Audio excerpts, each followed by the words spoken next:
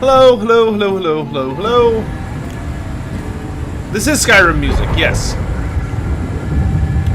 Skyrim is easy and you don't get in trouble for it. Hello! Hello! We're going to be hopping into the chat room with Great Book of Grudges here in just a second. I hope you're all looking forward to it. This should be a lot of fun. He's actually one of... Well, you know, we'll get into it once we're into it. But I just wanted to say hello to you all. I don't know how long we're going to be going for. It should be a pretty good long chat.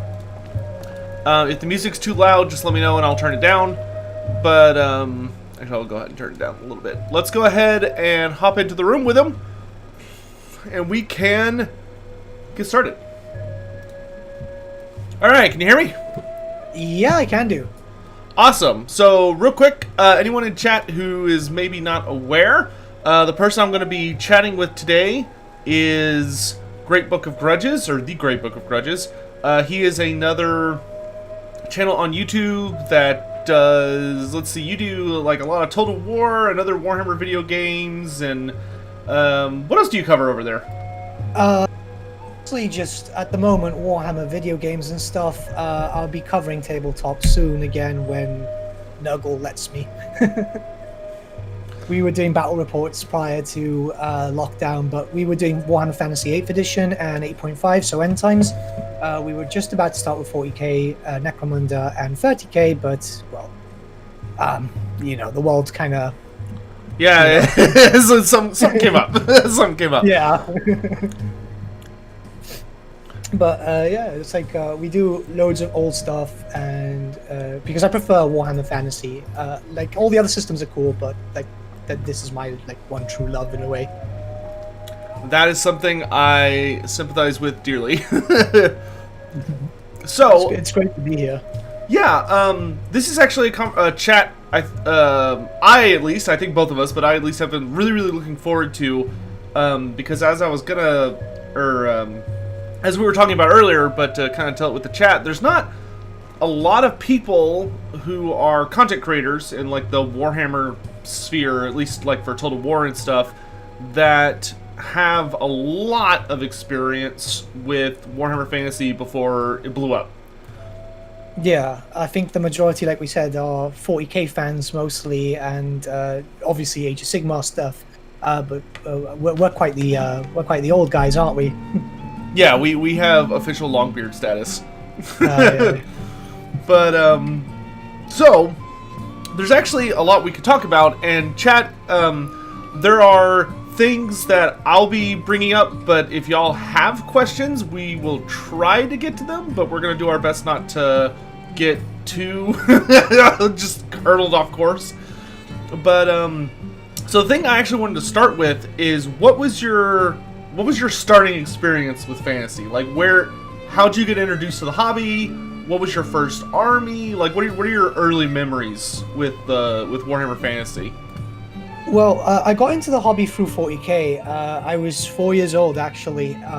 So I grew up as a bit of a sick kid. I spent a lot of time in the hospital, needing a lot of injections and so on. Thankfully, I'm better now, of course.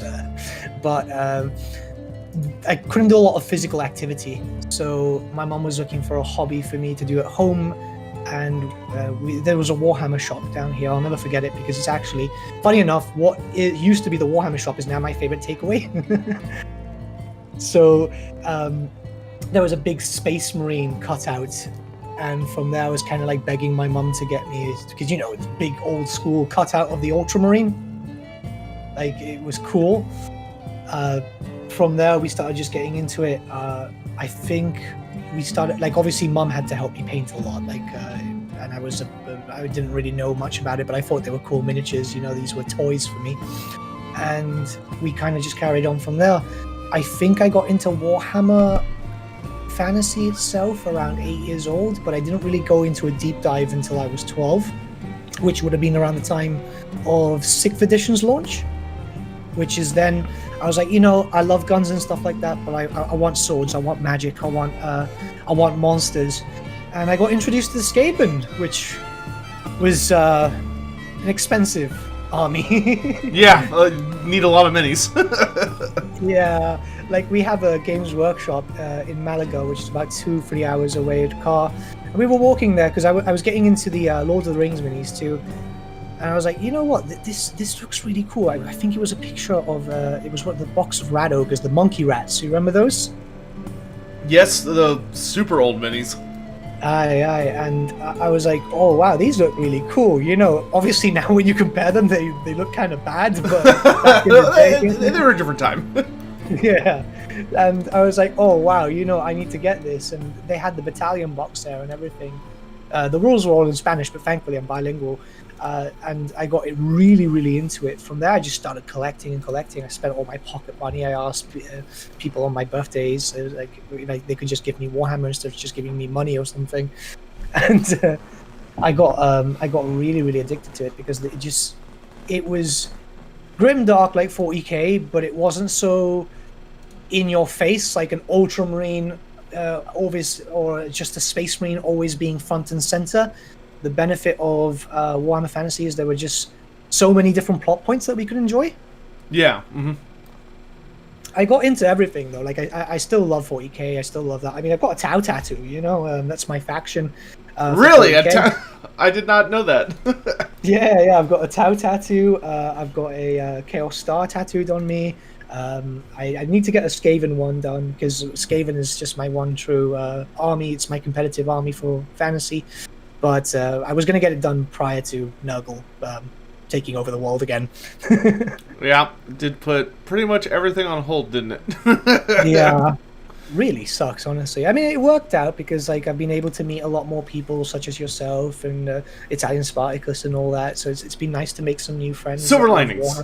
Silver linings. Yeah, exactly. Like we can't cry over spilt milk, can we? You know. Well, I mean, we can, but it doesn't really do a lot of good. Yeah, but yeah, it's been a long-standing thing. I mean, I'm almost 29 now, so I've been in the hobby for close to 25 years. Spent a lot of money, but I absolutely love it. I don't think there's anything which I find so much as entertaining as Warhammer tabletop. Yeah, I mean, that's something I certainly sympathize with myself. I wish there were more people that played in my area. You know, I'm pretty much restricted to Age of Sigmar these days, which it's a good game, but it's not the same. Yeah. But actually, are you a part of the Warhammer Fantasy Facebook group, the really big one? I have no idea. Maybe, probably not. It's been, I haven't gotten on Facebook in years. So, I'll link it to you later because there's a lot of American players. Okay, I'll check that out. But that was all really amusing to hear because our stories are surprisingly parallel as far as like time scale and all this stuff goes. I think we actually started the hobby around the same time. Because I started when I was 9 years old, and it was right before 6th edition. So I think I actually have a very similar trajectory to yours, except for, of course, I started with the Lizardmen instead of those nefarious rat boys. But was that the time of the Lizardmen versus Bretonnian box? It was so that was 5th edition. But when I got in, I think 6th edition came out like within. Oh man, I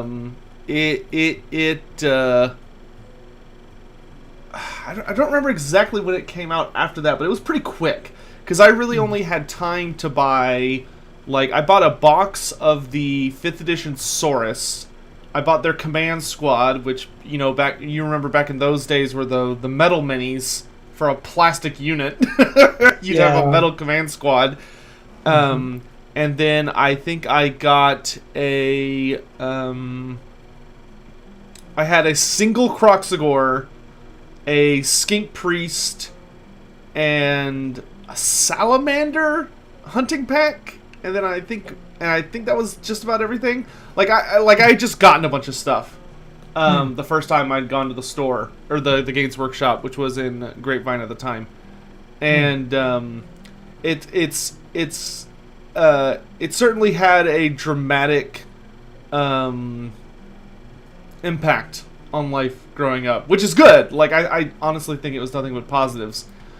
I know my folks. I kind of had a similar experience to yours where, you know, if especially back in those days, which I imagine it's only worse now, to be honest, but back in those days, you couldn't, if you were a kid, you couldn't really get into the hobby without, like, dedicating your birthdays and Christmases to it. Because, like, how are you gonna, you know, you couldn't afford anything. So almost every single one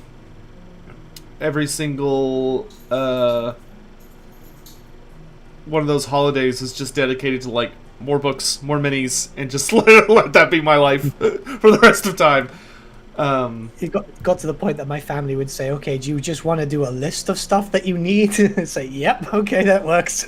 Yeah. I don't know about you, but I grew like to the point where I was I had to either give them a specific list or, like, links, because you just couldn't, like, they tried their best, but they just go in the store and get so overwhelmed, and then it's like they come home with something. It's like, yes, thank you for my 80th Skink Priest.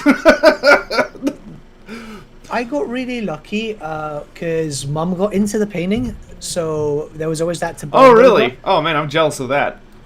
So, like, we've always been really, like, we've always been kind of close about that. So she knew when new stuff was coming out and stuff.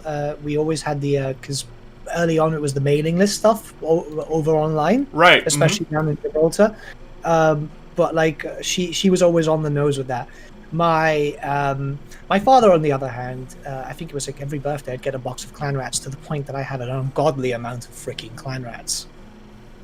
Well, I mean, you need an ungodly amount of freaking clan rats.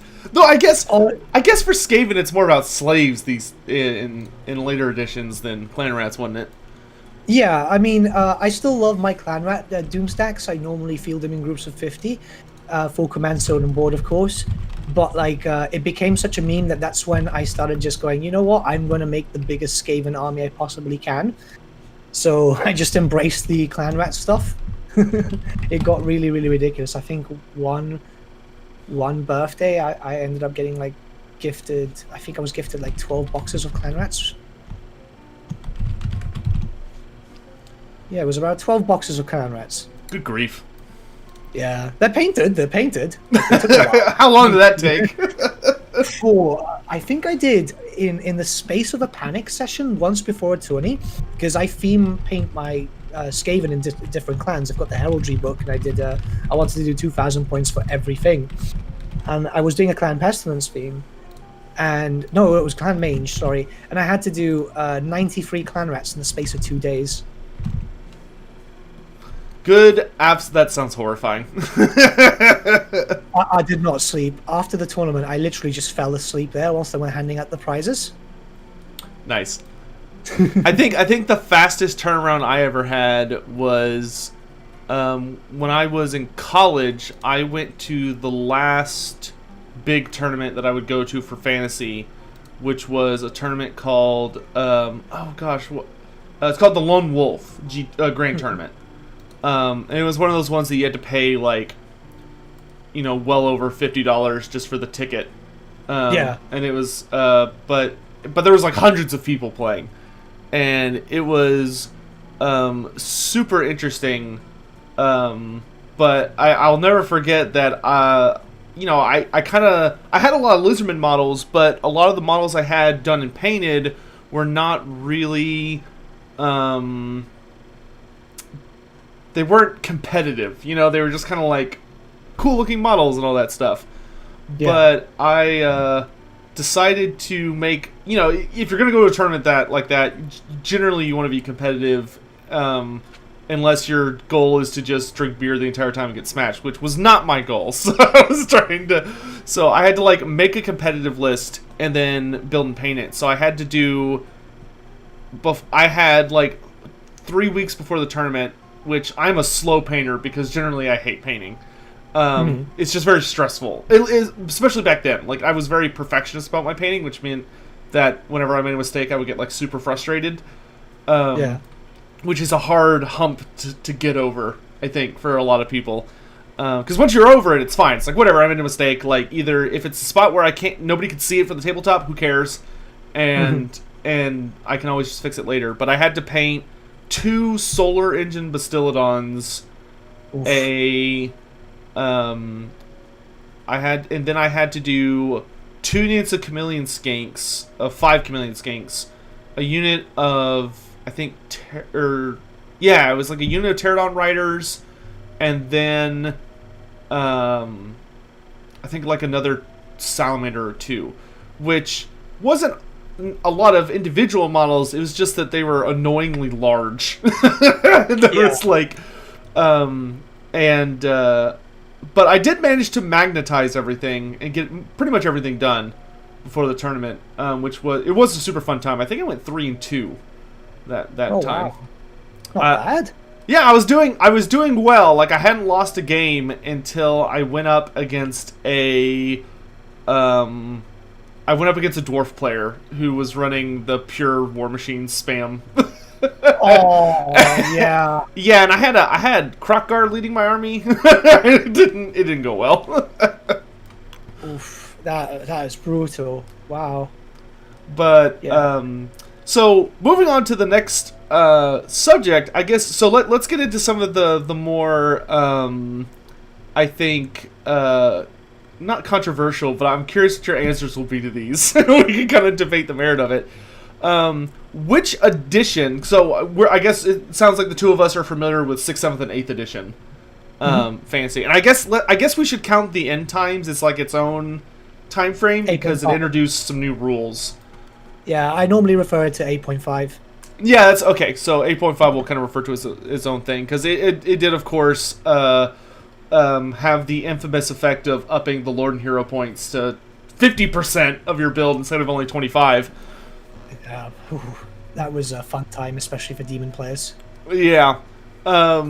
So, the question I have for you then, the first one here is, which edition was and these two may be different, so I guess I'll ask both at once. Which edition was your favorite, but which edition do you think was the best? That may be the same answer, but they may be different too. As a Skaven player, primarily, my favorite was 8th due to Steadfast. Oh, fucking Steadfast. Oh my...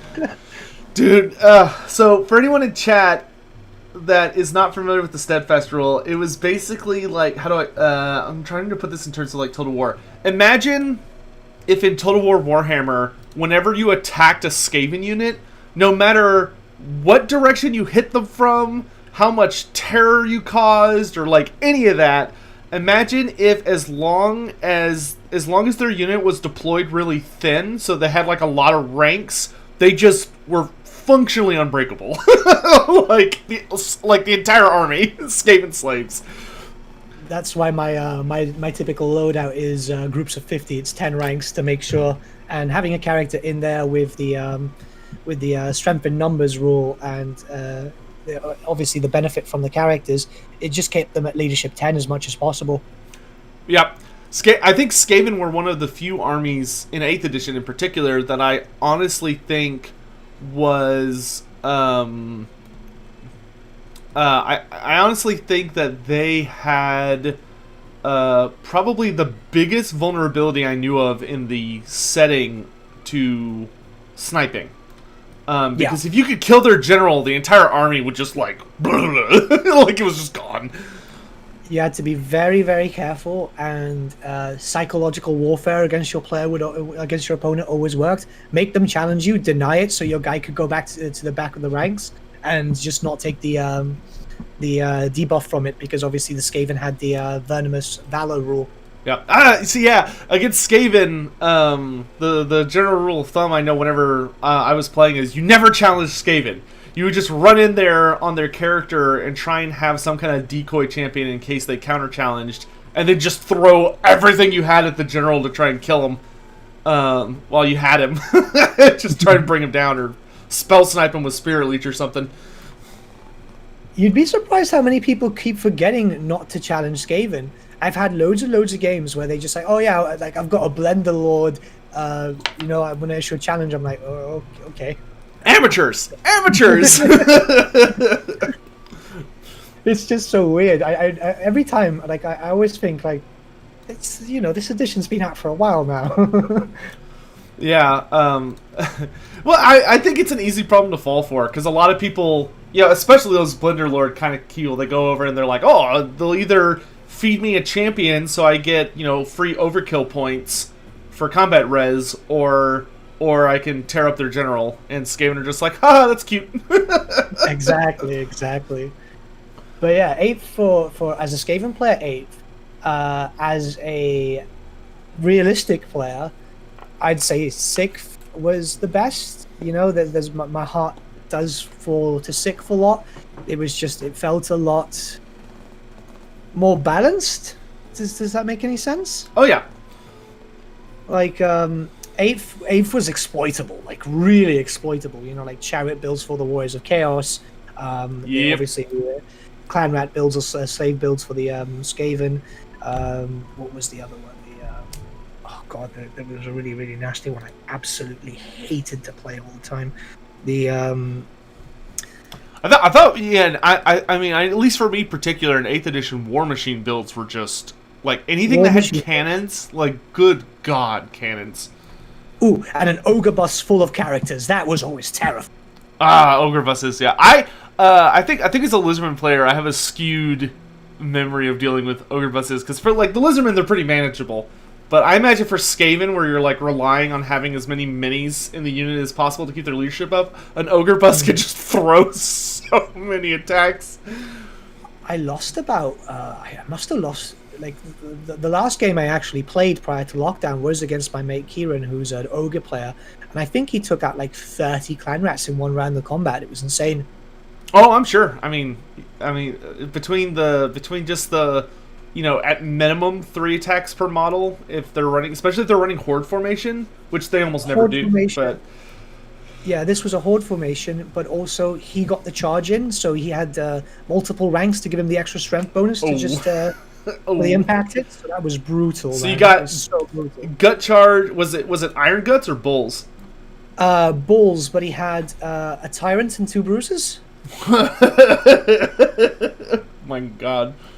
Yeah, it was 3,000 points aside. It was I was not prepared for it because it was one of those days, where you're just coming in like, oh, I'm going to make a fluffy list. Yeah, don't make a fluffy list. Yeah, and your opponent's like, ha! Oh, wouldn't that be unfortunate? Yeah, I actually think for the most part, agree. I think from like a fun perspective, I enjoyed 8th edition the most. But, because, like, it was exploitable, but... I know, at least I don't know if y'all do this, but in my circles, we almost always played comped, or at least, like, the rules would be adjusted slightly to encourage people not to run, like, just the douchiest builds possible. Because it's like, okay, you can, at least for us, we would do comp in the sense of you could, we had the Swedish comp system, which... for GTs, at least. And for GTs, you would score your army, and it would be like you got 30 points at the start. Or 300 points, actually. You got 300 points at the start, and then for everything in your army, it would tell you to either subtract or add points to your score. And if you took something that was like the meta, like the super cheesy meta, so if you're like, oh, I'm a dwarf player, so I'm going to run a unit of like 40 hammerers with an all-character front line of thanes and lords with full runic equipment, and I'm gonna run like 3 cannons and 2 organ guns, just toxic nonsense. Your score would be like a negative 80. And right. The way we calculated it is that if you fought somebody else in a tournament, at the end of the game, when you calculated victory points to determine who won, you would add the difference between your scores. So, like, if somebody brought a really fluffy list that was really fun, like they were running Beastmen, and brought like and they like didn't run a Mino bus, like it was just a fun army. His score would be like maybe like a 23, and if your score was a -8. Then you would be like, okay, so that's 230 minus 80, which ends up to 150. So they would get I think if memory serves, that would equivalent to like a 1,500 point bonus for them. So if you were the dwarf player, you basically had to table them without losing anything in order to win. Right, that's an interesting concept. I think that's actually quite fair, yeah. What we did is, because the Gibraltar circuit's very much like the Spanish circuit, so we played as close to the book as possible by GW standards, because there was a lot of Spanish events. There's still a lot of Spanish events, because actually right before lockdown, we were actually getting ready. I was playing with my friend because he was getting ready for a GT here, because right across the border is La Linea, and they were going to do a 100-man tournament. They're very close to the book, because our GW store is still actively allowed Warhammer Fantasy games to be played. Mm-hmm. So we stayed with, I think the last tournament rule set we used was the GW Shadows over Albion one, was it? Oh man, yeah, Shadows over Albion, man, that's that's a super fun campaign. Old but fun. Yeah, definitely. But we used that, and they did try to encourage us to use a few events, to do a few events with the end times, which we happily did, because at the end of the day, if they were still letting us do Warhammer Fantasy 8th and sometimes even 6th, we're like, yeah, we're not going to complain about the end times if they're giving us the space to play in. Yeah, right. Mm. Plus, it was kind of kind to me. I mean, with Skaven joining up with Chaos, it means that I technically had access to summon the Infernal Legions, which means I could summon demons. Plus, you could get freaking Storm Fiends. Storm Fiends are so mean. With the rattling guns, yeah, man. Yeah, like, oh my god, they were... Oh. I remember when Storm Fiends came out, and I remember looking at the rules and being like, wow, this is pretty over the top. And then it's like, oh, by the way, you can customize each individual model in the unit. It was like, are you kidding? Like... What was it? On the rattling guns, it was 3d6 shots with magical ammunition. So obviously no minuses for long distance. And what was it? If you could bring in a cheap one, which was the ones with the actual armor, so they could take all the damage first. Yep. Yeah, people would run. I remember people would run, like, one of them would have the rattling guns.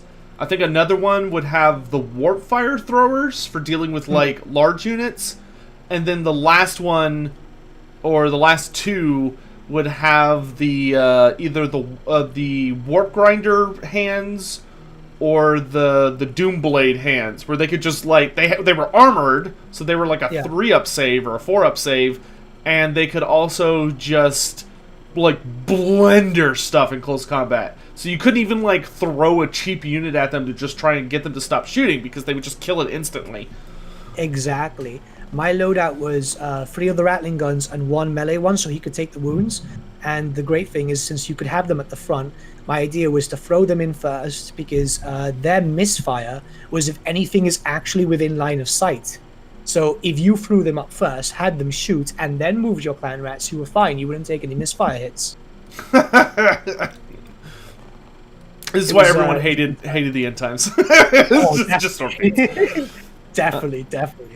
I did love the Vermin Lords, though. I thought the Vermin Lords were great. Like, even like rules wise, they were not bad at all. The Storm Fiends were a little much, but the Vermin Lords were fantastic.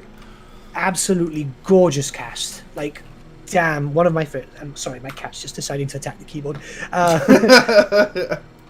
But like, yeah, I've got the Vermin Lords, because as soon as I saw them, I was like, wow, such an upgrade compared to the one that we had in the 7th edition book, you know? Oh yeah, not only was he infinitely better rules wise and more interesting, but like the model was such an upgrade too. Because the old one, I think the one before that was like 6th edition or older than that, and it was like a pretty squat metal mini. Yeah, it was really, really tiny. And, I mean, we also had the Exalted one from Forge World, but obviously none of us were going to pay Forge World price. Yeah, it was like $100 billion. Yeah. Oh, yeah. It's so... Like, it was a great cast. I've actually got one just because it's so pretty. But I couldn't justify it for the points it also costed. It's like, why the hell am I going to bring this in a list? Yeah, that was the one that stands on the arc, right? Like, yeah. Yeah, that one. Yeah, I remember they gave it unique rules in the either the Storm of Magic or the Monstrous Arcanum. I don't remember which one it was, but I think it was the Storm of Magic. But yeah, Storm of Magic. But it's like good, like A lot of points, and B, yeah, it just couldn't compare to the end times variant. Like, the end times variant was just so much more exciting and interesting, and you had all those different variants. Plus, a lot of people didn't really play Stormwind Magic because it was just so horrendously broken. Oh yeah. Like, I knew people that would play it to, like, allow the monster models in, like, to make armies more exciting, but I didn't know anybody that used the magic rules because they were so over the top. What was it? The Nurgle one could basically summon a Great Unclean One, couldn't it? Oh well, yeah. If you got Supremacy, every single one of those spells was like a game ender. Like, just to such a silly extent. The only thing that was the only thing that was super nice about it was that they actually gave every single army, you know, the Equilibrium and Domination and whatever the last one's called spells. So, like, even the dwarfs, if they had an Anvil of Doom, could run. Or I don't even think. No, I think they did need an Anvil, but like everybody had those super OP spells, which was thematically super cute and like fun. Yeah. And like even armies that didn't have a unique lore, like the Lizardmen, still got a unique spell. Like the Slaawn had the one where you would like compare models from both sides. So like, okay, I've got 2 lords, you've got 4 lords, I've got 3 units, you've got 8 units or whatever, and the enemy army would be obliterated to match the Lizardman army. So like, if they had more lords than you got to auto kill their lords until they were equal to yours. And like the same thing for like every category. It was super silly. I remember that. Oh god, yeah. And what was it? The Skaven Lord of Plague had the Super Plague, wasn't it? Because Plague wasn't bad enough as it was in vanilla. Then they had to make it even tougher. You know? It's yeah. So, God, man. Yeah, I definitely agree with your thoughts though on that. Like 8th edition was my favorite edition, but that may just be because I was old enough to like really be good at the game, and I think all of us can admit that 7th edition was a goddamn mess. Like the stories were great, like the lore was awesome, but the gameplay, good god, it was so over the top. It was the shortest running edition, wasn't it, for fantasy? Yeah, because Matt Ward shot it in the head when he released the Demons book. My god, yeah. They had to release that because it screwed them up there in 40k, because I remember that they had that little mini supplement book, didn't they? Oh, I have no idea for 40k. Yeah, they had to release a mini book to fix the demons. Wish they'd done that, because in fantasy they did the opposite, which was a problem, which was that instead of trying to just be like, oh crap, let's fix the demon book, they just upgraded every book that came after the demons to be the same power level. So you know, that's where we got the super cheesy high elves and the super cheesy lizardmen and the super cheesy warriors of chaos. Like, it was just super out of control. Yeah, it was so meta focused. I mean, that's still in effect now, isn't it? Like, it's still a common occurrence in 40k where a new book comes out and it's the flavor of the month. Yeah, well, it's a hard thing to avoid. I mean, I imagine, because, I mean, let's be honest, Games Workshop they could be really hit or miss sometimes when it comes to doing what's healthy for the community and doing what will get them the most money, which are not always aligned, even though they should be. Because if they always did what was healthy for the community, then they wouldn't have any problems. But I'm sure the temptation to put out a book that is not properly play-tested to the extent where it's balanced, but instead they're like, oh, let's do what sounds cool instead of how do I say this? I think GW has I don't think they do this nefariously necessarily, but maybe ignorantly, where they like to implement rules and models and ideas. Well, the model doesn't matter. They like to implement rules that are the rule of cool. Like, they're awesome sounding, but they don't take into account what impact that's going to have on the wider game. Yeah. So they come out and totally, like, did Matt Ward need to give Plague all Nurgle demons the ability to have regeneration and a 5-up ward save? No. But you know why, right? He got caught out in that. That was actually his faction. Demons were his faction. Yeah, and like, it's just like, oh god. Okay. I do see a bunch of questions in chat, so I guess let's answer a couple of these, and then we can kind of get back to discussion. So, I think I can answer this for both of us, but correct me if I'm wrong. Winky Winky Woo, interesting name, asks, did either of us ever play First Edition? And A, neither of us were born yet for First Edition. And B, I don't know about you, but I never really felt the appeal of going back to play older editions. Like, I've never played 5th Edition or anything that came before that. I played, I think, a bit of 5th and a bit of 4th because we have a lot of older members in our community. Like some of our members here are like in their 60s and stuff. So I've actually been collecting the books. I've right in front of me. I've actually got the reprint of the original. Was it Throne of Chaos one or Realms of Chaos book? So I'm not wearing my glasses. Realms of Chaos, Lost in the Damned. I've got the reprint right in front of me. I've been just picking up a lot of old stuff because I just want to kind of finish up my library. But going back into those older editions, I mean, 5th was Hero Hammer, wasn't it? I wouldn't know. I never played it. Yeah, 5th was Hero Hammer. Those also, like those older editions, they have their charm. A lot of people go back to them for nostalgia reasons, but 6th and 8th, man, that is true fantasy. Yeah.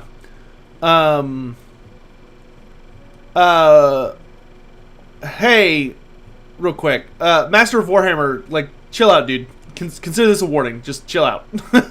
Like, yeah, calm down. Yeah, I would, see some other things. William King asks, how excited are the two of us for Cathay?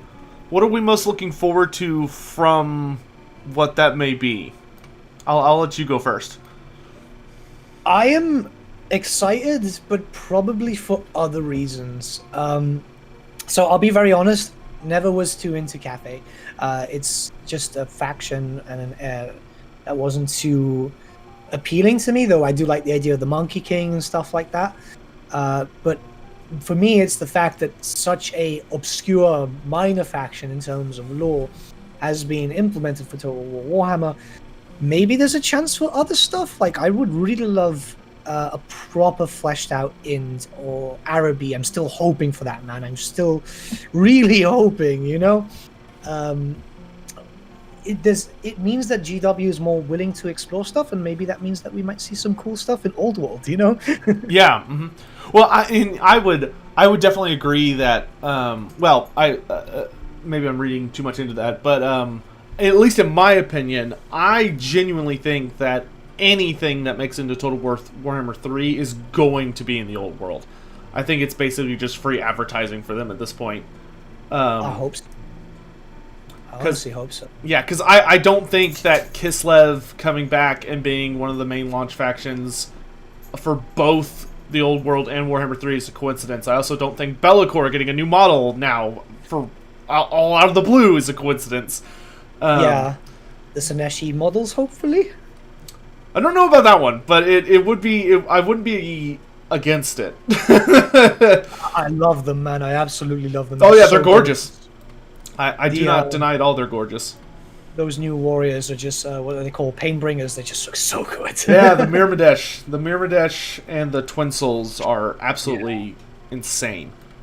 Love them, honestly. GW's cast game has gotten so good. Do we like... How do we feel about Albion? I love Albion. Like, it has a really fascinating storyline to it, and the campaign to Albion was really, really fun and interesting. But I think the instant that... how do I say this? I think when Norska became its own thing, Albion's chances went from, like, unlikely but maybe possible to basically completely impossible. They're basically just a different type of Norska. At the end of the day, where you're dealing with a not barbaric, but like a more savage human culture that's very ritualistic and relies on old ancient magic, and has giants. You know, that's kind of like their big thing. The only thing Albion has that's missing from the game are really like Fen Beasts, or like Truthsayers and Truthsayers and Dark Emissaries. which are I always forget what they're called. Yeah. yeah, which are the same guys, just whether they're on the good guy side or the bad guy side. Which I think those could totally show up in the game. It would be cool, like as a neutral hero type of thing. What do you think? Yeah, it's like a mercenary type thing. I could absolutely see Fenbeast, and I could see Albion getting representation. I'll put it that way.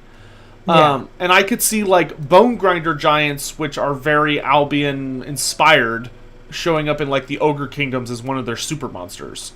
But I do not think you will ever see them as a playable race.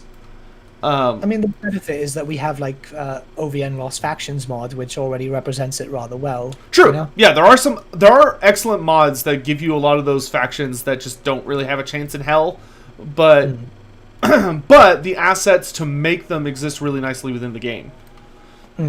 Definitely.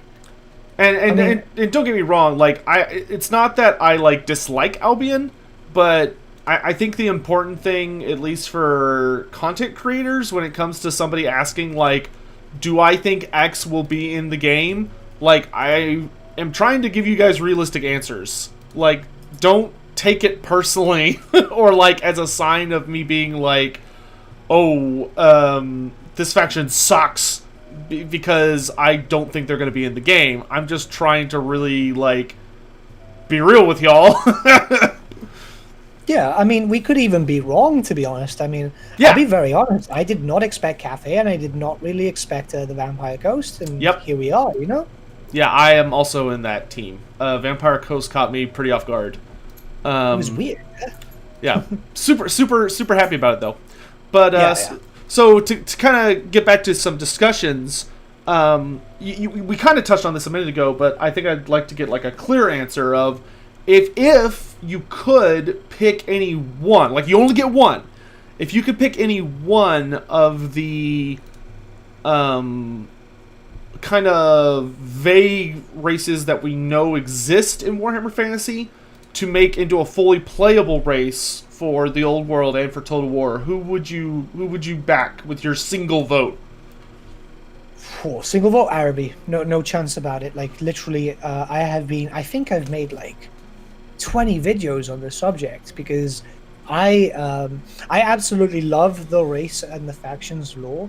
I think they're very important, especially for like even their 5 or 6 sentences they got in the end times. It was like, wasn't it in reference to that they was halting back the Skaven invasion for a while? Yeah, they performed well compared to a lot of races in the end times.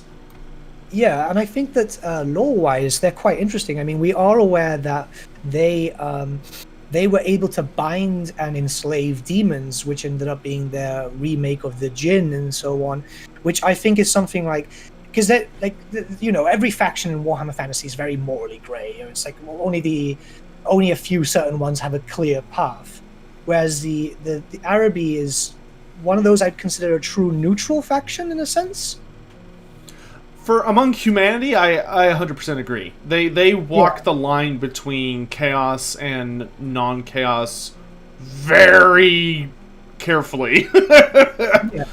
It's kind of like comparing Araby to Malal in a certain sense, where they dabble, no? Oh yeah. Which I am also very heavily that. I will say, for my personal vote, I have to go with the Naga, or the Snakemen of Koresh. But I think that's just because I have a thing for lizards. But, you know, a chaos worshipping evil serpentmen race that, like, are the dominant power. Unlike, because, you know, a lot of the chaos cultures, like the Beastmen and the Fimir and stuff, were dominant, and then, you know, they've kind of fallen to the wayside over the millennia. But nah, the Skaven are still on top. They still own that southeastern Asia, those southeastern jungles. Yeah, because Koresh is quite large, isn't it? Oh yeah, and they are like the dominant power, which I think is just fascinating. And we don't have a ton of lore about them, but what lore we do have paints them as like a super duper interesting, sinister as hell race. Which I love bad guys. Like, even though the Lizardmen are my favorite.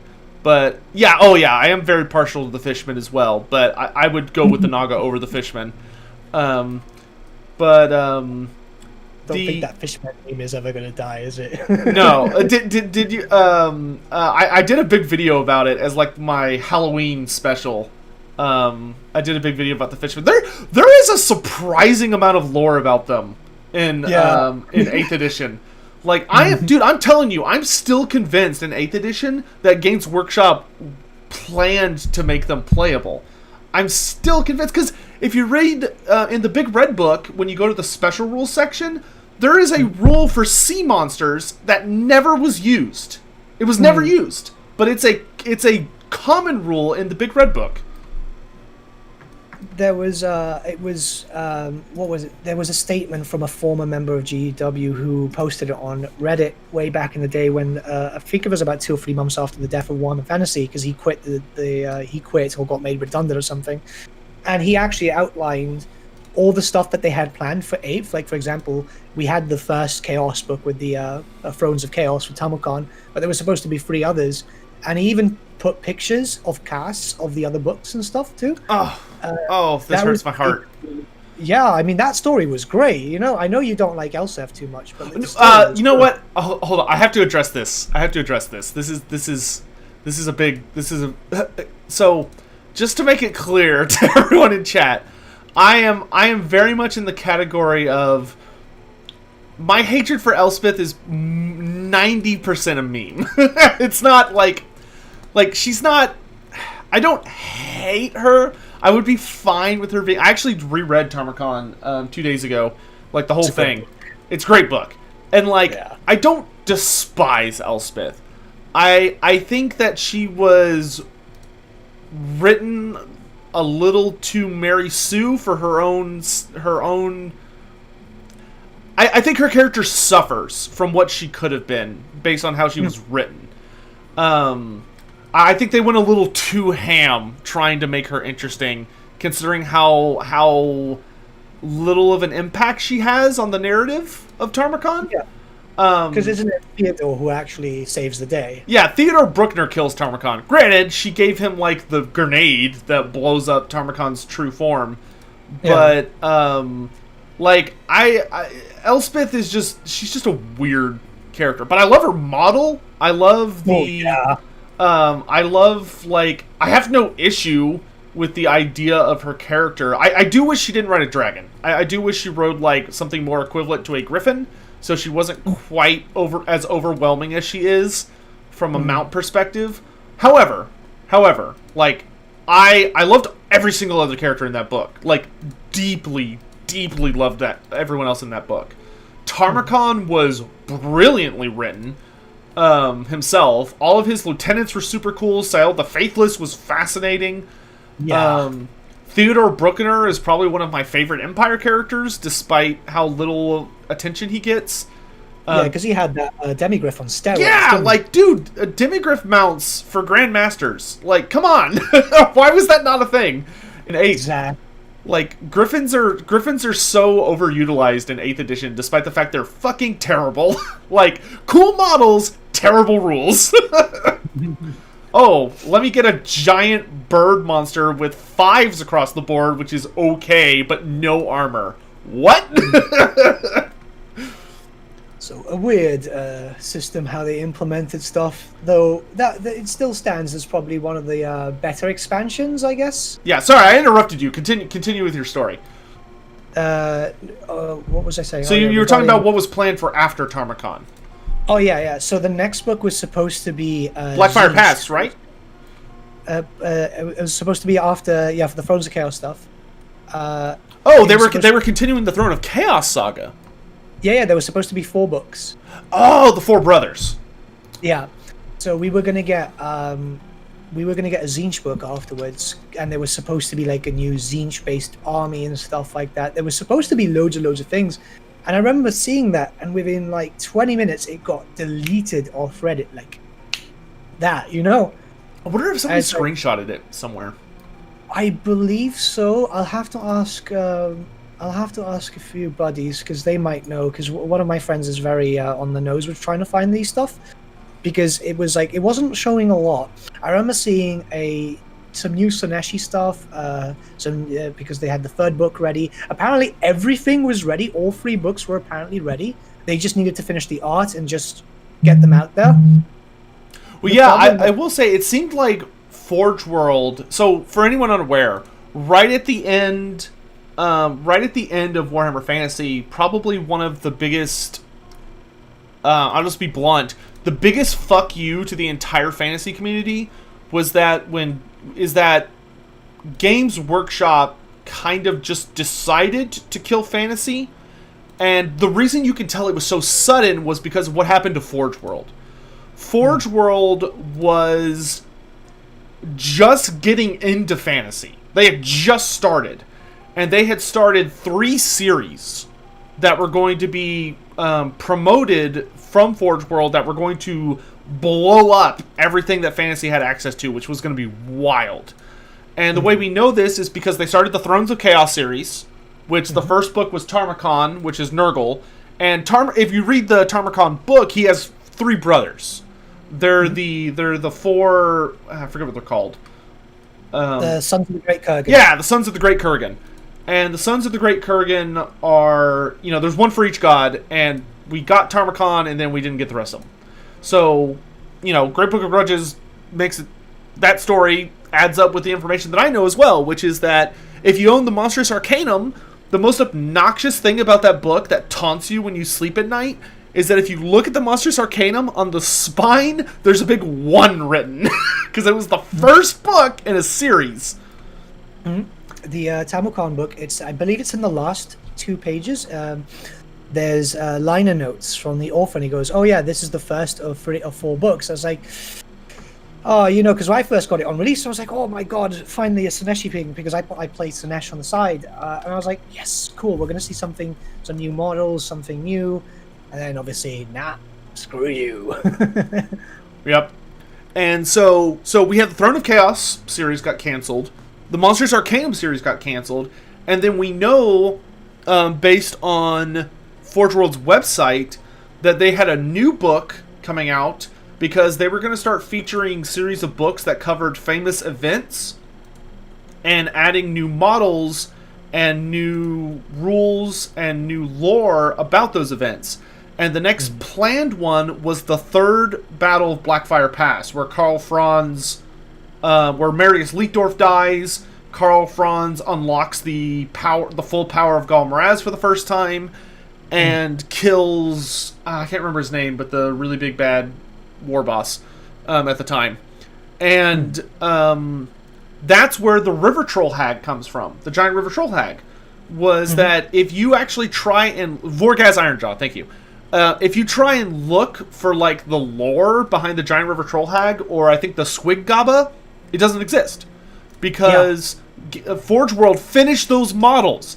They had the art, they had the models finished. You can buy them from, well, not right now anymore, but you could buy them from Forge World up until about a year ago. And I think the Goblin's still there. Are they? I thought they got rid of them. Is that the one that spits squigs? Yeah. Yeah, I think it's still there. No. It should. It's a hilarious model. I want to get it in Total War. Oh yeah, definitely.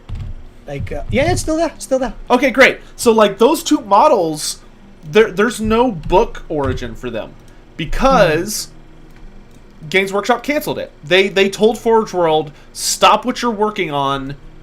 The setting is dead, which is just horrible. Like it's just horrible. Yeah. I mean, there was so much potential with, like you said, the Marius Leekdorf thing. Like, I'm a big fan of Marius. I think he's absolutely sassy as hell, and like he's my favorite Empire Elector count. And it was just a shame that we never got more stuff expanded upon him, because obviously by 8th edition, he was a model, but he was dead.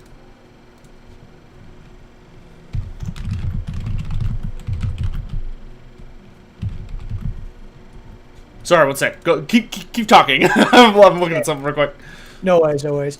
But yeah, there was a lot of different stuff that could have been done. It's a massive shame that we never saw proper expansion to everything.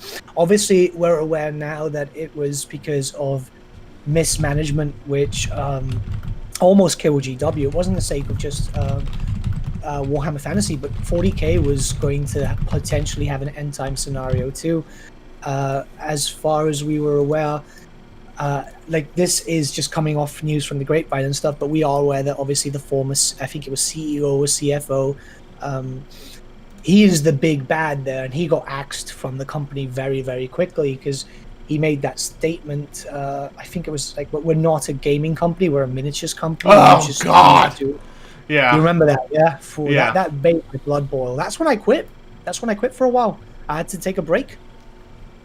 Yeah, that moment will live in infamy as probably the most embarrassing statement ever released by a Games Workshop associate. It was super, super bad, and it's like, well, it's a big slap to the face. Like 40k would have suffered too had he been in power, more or less. I guess we can say for a little bit longer. I think we would have seen a push from 40,000 maybe to 50k or something, because there were rumors, there were very, very reliable rumors that they were going to just try and expand the story like they did with Fantasy. Yeah, I remember hearing that. Like when the end times happened, I remember there's always been like a little bit of animosity between Fantasy and 40k communities, which is dumb, but like, you know, we're all in the same boat. But I remember there being like a lot of like worry pretty quickly afterwards when all of a sudden all the Fantasy people were like, yeah, you're laughing now, but you know, guess who's next on the chopping block? Like some of your, it's like, listen guys, like the only thing that's selling well for y'all are Space Marines. Like none of your Xenos are selling well, so why would GW keep them? Like why? Yeah. It would make a lot of sense for Games Workshop to come into 40k and do an end times event that leads into 50k where they kill off all the Xenos that they don't like. I heard, and I'm not sure how valid this source is, but apparently that story was later used at the end of 8th edition, which was when Abaddon came back and went, oh, you remember my 13th Black Crusade? That was a scouting force. Here's the big one. Screw you, Cadia. Boom. Yeah. Like, apparently that was the start of the story that they were going to go for. I'm not 100% sure, though. Like, yeah, I mean, take it with a grain of salt, anyone in chat, but, like, good absolute grief. The, I mean, bullet dodged, I'll say, for 40k. Like, I would never wish ill upon 40k. It's by far my least favorite of the 3 settings, but there's still things I enjoy about it. I still listen to videos about it. I still enjoy it. And it would have been horrible to see them. I would never wish the end times upon anyone. Anyone's setting. I don't care what your setting is, whether it's My Little Pony or 40k or whatever. I would never wish an end times event on a community. It was awful to suffer through. Yeah, because what a lot of people don't understand, and I see this kind of toxicity in a way when all of us kind of like I reference end times and my disdain for it a lot. And they go, oh, you know, just grow up and go into Age of Sigmar. I've got nothing against Age of Sigmar. I actually think it's a decent setting now with 2nd edition, of course. Yeah, 1st edition was garbage. But what I was telling people is, like, it's not the fact of Age of Sigmar. I don't like to dislike Age of Sigmar. My issue is the fact that my fucking childhood, right, was destroyed. Yeah. Well, and that's why, like, if there's a standing policy that I have that I know my community struggles with, not calling out anyone, but, you know, just kind of putting it out there, is that I never harshly judge or get mad at anyone that, like, is like, I hate Age of Sigmar. Like, I get it. Like, I don't feel that way. And I would encourage other people not to feel that way, but, like, I totally understand it, and I don't judge anyone for that, because they see AOS and all they can think of is the end times or what AOS has replaced, which is totally fair, because, like, the reason AOS 1st edition was so garbage was that it was trying so hard not to be fantasy. Like, and the end times, the reason the end times sucked flat out, which beyond just like bad writing, was that the end times was not about the end of fantasy. It had nothing to do with ending fantasy. It had everything to do with starting Age of Sigmar. So, like, they kept starting all these plot points in the end times that were about ending fantasy, and they just left them unresolved and stopped worrying about it because they're like, okay, nobody cares. Let's just get to the AOS stuff. You know, what happens to Skarsnik? He's not important in AOS. Who cares? What happened to, you know, what happened to the Ogre Kingdoms? They're not important in Age of Sigmar. Nobody cares. But, like, oh, Sigmar is, you know, what happened to the Wood Elves? Well, we're only keeping the actual forest spirits, so they're important, but let's go ahead and write out Ariel without, like, even giving her rules or a model or anything. Let's just get rid of all these Wood Elf characters. We don't need them. Characters and all that just kind of got shafted.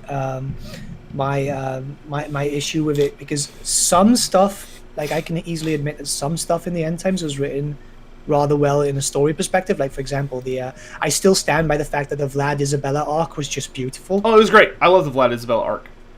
It was absolutely good. But then we have, I don't know, it was just so weird where just like all this, everyone turned God mode, and it was like, oh God, why? You know? So they could be gods in AOS. That's why. It was just so ridiculous, because it was like, why do we have to see it so overdone? It's the same thing, like, my complaint regarding Stormcast, right? It's like, they go, oh yeah, because they're staunch warriors of Sigmar, very, you know, they're devoted to him, blah, blah, blah. And I was like, yeah, but we had warrior priests. Well, yeah, you know but I mean? they wanted Space Marines, because the same people that killed off Fantasy were the same people that did First Edition AOS, which is why it was horrible. Yeah, it's just a shame, because the End Times could have been a really good expansion. It could have been a really, really good expansion. It could have been the death of Archaon, and it could have moved the setting forward if they wanted to continue fantasy, you know? It could have been done really, really well to introduce new races and factions, so then 9th edition for Warhammer Fantasy, the hypothetical one, of course, could have been, like, absolutely glorious, you know? Oh, yeah. But, of course, at the end of the day, they wanted to make... Like, the biggest thing I tell people about AOS is that AOS is... honestly, when you look at the entirety of its setting, AOS is almost more sci-fi than fantasy in First Edition. First Edition AOS, I would describe as sci-fi. Yeah. Like, it is freakishly advanced technology. It's just that, like, a lot of the civilizations don't remember how to use it. Or, like, stuff... But, like, they don't explain how anything happens. Just stuff just happens. Is basically, like, the gist of it. But it's very futuristic sci-fi. And you're dealing with, like, space and planets. You're not dealing with, like, fantasy at all, really. Like, there's magic, but magic in and of itself does not define, like, if a setting is fantasy or sci-fi, in my opinion. You can still have magic in space, and it's sci-fi. Second edition, I gotta hand it to the writers at Games Workshop that second edition miraculously salvaged first edition AOS back into a fantasy setting that was much more grounded. Yeah. And, like, tame and interesting. And, like, they looked at the Stormcast and said, okay, so making these guys into Space Marines doesn't work. So what can we do to make these guys actually interesting? Which is, A, to use them much less frequently, and B, to make it where, like, instead of them just being super badass, unrelenting warriors of the Sigmar, they are instead, like, humans that have been put into new bodies that are super morally and spiritually conflicted, that have, like, an even more terrifying version of oh crap, what do you call it when you're, like, losing your memories? Amnesia? No, not amnesia, like the disease when you get really old. Oh, dementia. Yeah, dementia. Like, they have this terrifying form of dementia from which there is literally no escape. Like, it's not even like you eventually die and it's like, oh, thank God, at least I died before my dementia got so bad I couldn't recognize anything and I lost everything who I was. No, they're immortal. So they're just eternally damned to, at least right now, to just keep going through stages of dementia and also physically mutate to the point where they become monsters. And I'm like, oh, that's actually a lot more interesting. Like, there are Stormcasts now that, like, there are some Stormcasts that they don't hate Sigmar, but they are deeply distrustful of him, which is fascinating to me. But anyway, that's a total aside. Okay, I do see a comment that I want to address in chat, which is something that I hear a lot of, and it always irritates me to read, and I just want to address it, which is, whenever we talk about the end times, especially in the fantasy community, I feel like this is... Anyway, I'll just do it. So, if there's one thing that's basically the equivalent of someone running into the room and, like, shouting, like, how do I say this? I'm trying to... Probably the most annoying thing to hear as a fantasy fan, because it's not true. It isn't. It's basically a meme that has gotten out of control, and it's super frustrating and irritating to see it brought up, is whenever fantasy fans talk about the end times, or we talk about fantasy, and we talk about how the IP was heavily mismanaged, there's always someone that runs into the room and is like, well, fantasy ended because it was selling really poorly and no one liked it, so it totally makes it... It's like, first of all, shut the fuck up. Second of all, that's total bullshit.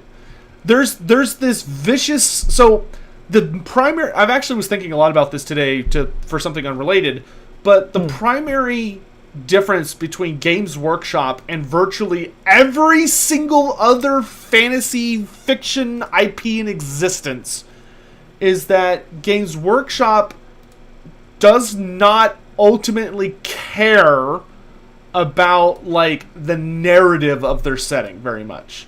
Like, when you compare them to, say, like, Magic the Gathering, or who are a card company, but still are very strict and have a very singular purpose behind their building a narrative and keeping people invested in the game. Or, like, the developers at Blizzard, who do things for, like, Warcraft and all this stuff. Games Workshop had a really unique problem for two reasons.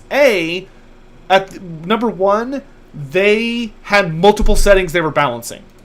And when Games Workshop is not fundamentally tied to their IP. They're not like the Tolkien estate or Foundation, where if someone does Lord of the Rings, the narrative, or at least telling a good story, is super important. That's where the money is the story. Yeah. Games Workshop, at least back in the 2000s, did not give a shit about their story at all. Yeah. Which is where that infamous "we're a modeling company first" story came from.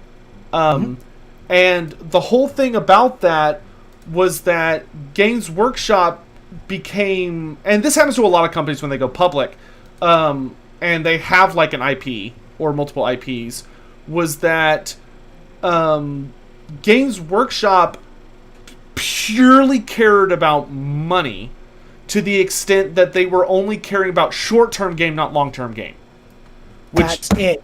Which, when all you give a shit about is short-term gain, what you will always do is you will look at a situation and go, okay, where am I making the most money? And you will invest in what's making you the most money, which is stupid when you have a lot of stuff. If you have a large set of IPs under your belt and something is suffering, you should be investing in the suffering part of your IPs, the part that's falling behind. Because otherwise you fall into this vicious cycle where you're putting all your money, all your investment, all your time, all your releases, all your advertising purely into what's already making money. So when that's the only thing getting love and affection, then everything else completely collapses in on itself. Because if I'm a new player coming into a Games Workshop store and all I see is Space Marine shit, all I see is which not only that, all you see is freaking Ultramarines. Yeah, just Ultramarines. Yeah, not even just Space Marines, just Ultramarines. You get into the situation of how, as a consumer, why would I buy anything else? Like, because that's what the company's selling me. That's what the company is, like, investing all of their time and effort in. You know, I look at that and I go, well, I want to do what's the best looking stuff and what the company's pushing my direction. So I'm going to go ahead and go with the Ultramarines. Like, because, I mean, they're the most popular, right? It must be because they're the best, right? When that's not the case. It's just that they're the most supported. Yeah, yeah. I mean, GW still has the issue of law. Very recently, well, not recently, it was the Cadia campaign, which I guess was about a year, 2 years ago. There was a lot of law breaking, where they released a book where at that point it was during the 30k stuff where demonettes show up. And it was like, it was based on the 30k story, but way, way back, yeah? And demonettes show up before Sinesh was born. It's super, super weird. Oh, yeah. Well, it's just lazy, is what it is. And obviously we've seen like a lot of changes to the law. A lot of gods which have been destroyed are now randomly back again. I mean, Malal is back in Warhammer 40k canon again. Oh, is he? Yeah. The Sons of Malice during the Cadia campaign show up. First decide to help Abaddon because, you know, let's help the loser out. And then they turn on them because, you know, that's what that's what Malal is known for. But it's like, what the hell's all this about? You know, GW went through massive lengths to even at one point, I remember, there was a controversy where they banned a player from going into a tournament, an official GW tournament, with the Malal paint scheme because he called them Sons of Malal. Oh, didn't Games Workshop get super butthurt about Malal because they lost like the copyright to him, like the name Malal? Yeah, they couldn't. The writer was very smart and wanted to keep the rights, which, you know, fair enough. And that's why everything's now very different for writers nowadays. But rather than keep on paying him, they were like, "Oh, no, screw it, we'll just delete him." Then they renamed him. I think he was still Malice when they did that stuff with Arianka with the Kislevites campaign, or was he still Malal back then? I think he was Malal until about... Oh gosh, when did they squat him? It was like the early 2000s, I think, because he was around in like 6th edition fantasy, but I think in 7th edition fantasy they cut him out. Yeah, because they did like... I think they kept him around as Malice for a while. I remember there was an official paint scheme for the Chaos Space Marines, because I play them too. And it was always horrible to paint, because obviously white paint. But other than that, it was just like... They just squatted him. The same with Nick Cohood the Doubter, which if I've got my facts correctly, because someone showed me a screenshot, the shard of the Doubter or something like that was referenced in Age of Sigmar, wasn't it? Maybe. I have no idea. That's not ringing a bell. Yeah, it was something like that. I'll have to check my source again, but like, it's nice to see that, but it's also law breaking, because if you've established it's gone, and now it's just randomly back, you know, it's like, who keeps up with the timeline? Who knows this? I mean, let's be very honest, a lot of the characters in 8th edition for Fantasy were dead by the time that their book was out, yet we still had their minis. Which was awesome, and I encourage that policy. I wish Games Workshop was more brave about killing off characters, but still letting them be playable. I found it super weird, though, because it's like, what was it? We had Marius for the Empire, we had Azag and Grom. Did Grom have rules in 8th edition? Yeah, Greenskins had a bunch of characters that weren't, like, whether they were dead or not was kind of but, like, Azag was definitely dead. Yeah, he was yeah, Grom was suspected dead, and even older than Grom was, Gorbad Ironclaw, who also was not 100% dead. Azag was not dead for hundreds of years. Azag was dead for like 10 years. Azag died after Karl Franz was emperor. The one that was, I believe, dead for around 100 years was Gorthor the Beast Lord, wasn't he? Yeah, Gothor was dead for a super long time. Actually, I think Gothor was dead longer than that. I think Gothor died... Gothor died during the time of the 3 emperors, so he died like 300 years ago. Jeez. Because he was already dead by the time Magnus was emperor. Yeah, you got a good point. But I mean, like, yeah, it was a cool mini because like he still stands. Like his mini is still really damn cool, you know. But like, the law breaking was just weird to me with that because it's like, well, if we have him, does that not mean he's alive? Or... I mean, I liked it because you're basically just like stepping back in time at that point. Or like maybe the character has miraculously reappeared, or you're playing a character that's very similar to them. Just because, their special rules were fun. I think if there was one thing 8th edition fantasy did really, really well, it was having special characters that generally were not overpowered. They were just different. Like they just had unique gimmicks. But I don't really remember there being a particular character in 8th edition that was like broken. Most of them were like. Even if they were broken, they were usually so grotesquely expensive that it wasn't worth it because there were like insta-kill spells and stuff in the game. Yeah, they named characters were just so overcosted. It was just easier to just get a generic and build your own, wasn't it? They were certainly more reliable, but like sometimes they would have unique gimmicks where people would really like them. Like I really enjoyed running Krokkar, not because he was the best, because I mean he only had like a 2-up save instead of like a 1-up save, and his stats weren't quite as good. But the reason I liked running Krokkar was that he was the only way in the game that you could get a 5-up ward save on a Carnosaur, with Grimlock being protected by the same ward save that Krokkar has.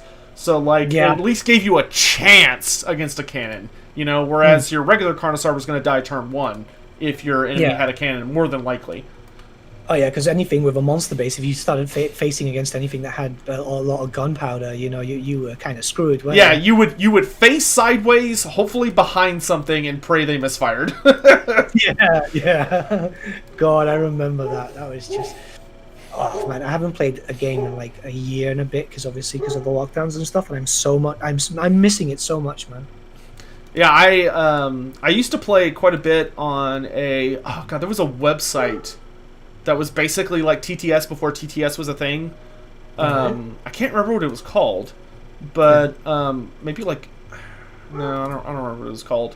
But there was a website that I was very, very big on that allowed me and I used to teach lessons on how to play Warhammer Fantasy. Awesome. Right before I started my YouTube channel, that was probably what I did. That's what I did most of my time on, was teaching people how to play fantasy, because it was dead, but Total War Warhammer had been announced. It wasn't even out yet, but it had been announced, and a lot of people like wanted to learn how to play it. So I taught like a ton of lessons on how to play, but because nowadays like the odds of you finding an intact book are not that great, and even if you do, I really don't think it's possible to. I genuinely think Warhammer Fantasy is one of those games where it's not possible to truly understand the game just by reading the rules. Which, granted, I think that maybe that applies to a lot of tabletop games, but like Warhammer Fantasy, like even if you genuinely memorize the book, there are still things that will catch you grossly off guard in the game because of how like the rules are applied. I mean, I've always got one copy of the Big Red Book on my table, right? She is my rock, and it's like what 500, 600 pages. Yeah, 500 pages. Which, unlike a lot of books nowadays, a substantial amount of that is rules. Yeah, I mean, it's bloated, but you know, it was our book, wasn't it? Oh yeah, well no, I loved it, and I mean, granted, a lot of the book was kind of wasted on silly stuff. Like there must have been at least 50 pages dedicated to like how to, like, hey, here's the community you can join, like, here's the tournaments and stuff. But it was like just super random advertising, which, you know, it's fine. It had some cool pictures. Oh, definitely. I remember that. The image that always stays in my mind is that one that has the 4 pages connected. Oh yeah, the Siege of Volganov. Oh my gosh. Yes, so good, man. Great story too. Like freaking the big bad, the Iron Reaver, is fantastic. Yeah, it's so good. It's just it's something like that always like inspired me. I wanted to have like a big army with that, just something really impressive, you know. It's just great nostalgia. Yeah, I do miss that element in like AOS a bit. Like, I mean, I guess that's kind of what they're doing with like the narrative stuff, but it wasn't really a narrative, and it was just kind of like, here's just a thing. Like, most people probably never even read it, even though that was in the book. What is the Big Red Book? Does it go fast? No, we were just Games Workshop had this thing where they kept trying to release like multiple versions of the rule book to like make people stop complaining about how long the rules were, which was a legitimate complaint. But so they released like a really small version of the rule book that was known as the Little Red Book, and then there was the Big Red Book, which was like the actual book. And the Bible. Yeah, if you cared about anything beside just the rules, like you liked the lore, or you liked like all the beautiful art they had, or you liked like they used to put like all the Golden Demon winners from like previous years in there as well. Yeah. So you could see all these like insanely designed models and stuff. Then you needed the Big Red Book, which was like a holy grail of hobbyism. And it worked well as a weapon too, you know. But yeah, you could legitimately beat someone to death with that book, especially because it was hardback.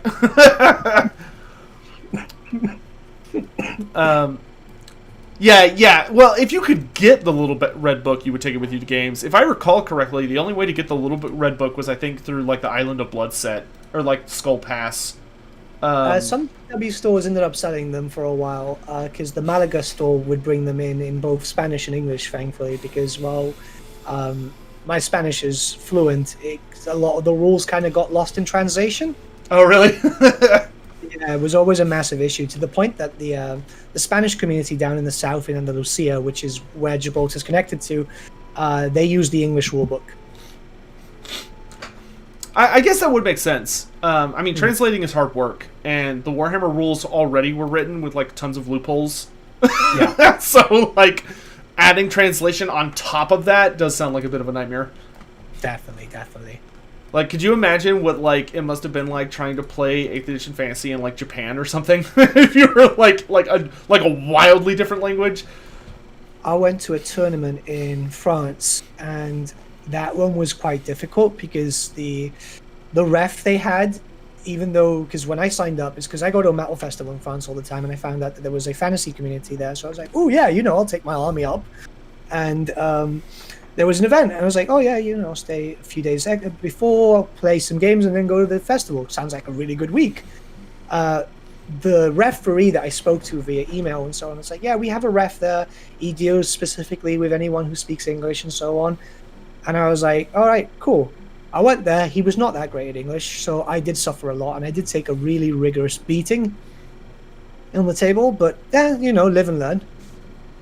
Fair enough. Well, yeah, man, that's wild for me to imagine, because I mean, probably one of this is actually, I'm actually curious about your experience with this, but at least in my experience, one of the like hallmarks of tabletop fantasy growing up was people arguing about like the rules. Because they were written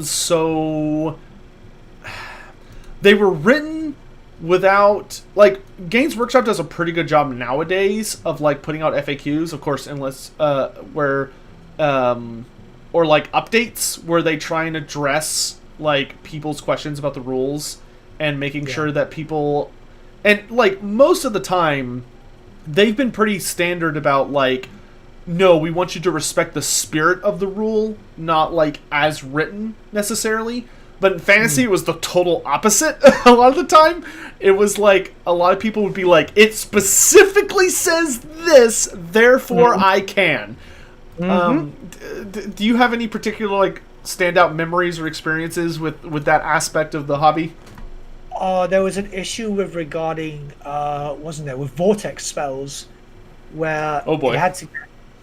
Wasn't it like at one point, because they had to release a little update, because one of my Big Red books actually has like a small FAQ, and it was, if it touched the unit, it affected the whole unit. It's like, nah, because if you get a purple sun going and touching 4 different units, you can destroy a whole army in one fucking go, Like, oh yeah, they had to. I remember that they had to FAQ them and be like, no, treat them like templates. Not like shooting war machines. Do not treat them like direct damage spells. Because that was too brutal, man. If you played a big horde and you got like, just touched very, very so slightly, you're dead. Screw it. Yeah, well, especially if you were like lizardmen or ogres, so you had initiative like 1 or 2, like purple sun. Yeah. Like, like I mean, I still have memories of there being in like big tournaments. One of the favorite strategies of Dark Elf players was they would run a Sorceress of Death and try and get her Purple Sun by running like a lot of Death Wizards, so they could like pick the spell because they were more likely to roll duplicates. And they would get Purple Sun on a Sorceress on a Dark Pegasus, and turn 1 they would fly her 20 inches across the board and just try and 6 dice the 5-inch template version down your flank. Like, they would come and land on your flank and just try and throw it down the deployment line of your army. Because if they could get it to work, it would basically be like an instant game winner. Absolutely insane, yeah. That spell was so broken, it could be exploited so heavily. I mean, damn. Yeah, but I will say, when it backfired, it was pretty fucking hilarious if they rolled a misfire on the scatter. Because that could just go back to you, couldn't it? And the usual tactic was to have the caster with it, like a Pegasus or something, not to get them far away. Yeah. Because because it had 2 chances to go wrong, which is that if you miscast, you had an okay chance to kill your own wizard, and then when you actually cast the spell, it had an idiotic movement rule where I think it was like you would roll the artillery die and multiply it by like 2 or something to see how far it moved. But if you rolled a misfire, it would instead center on the wizard and then only scatter like d6 inches.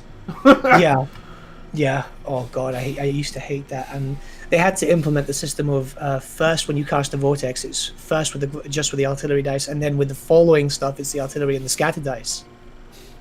Yeah. Remember that scatter dice? Yeah, because they could control what direction it went, and then after that, it would just wander around. Yeah, which could just turn back and hit you. Yeah, which, I mean, vortexes were goofy as shit. I'm actually kind of glad in Total War that they implemented them probably what they should have been, which is you put them on the field and then they just kind of go where they want. Instead of being able to rely, like, a lot of people who play Total War now, like, Purple Sun's a devastating spell. Could you imagine if you could control what direction it went in for, like, 10 seconds? Like, that spell would be literally the strongest spell in the game. Because, I mean, Flaming Head is already one of the strongest spells because it's a vortex you can direct. It's just that it doesn't deal a lot of damage against armored targets. Yeah. It's very true. It's very, very true. Though they upgraded the shit out of it in Total War because in Fantasy it was a thin line spell.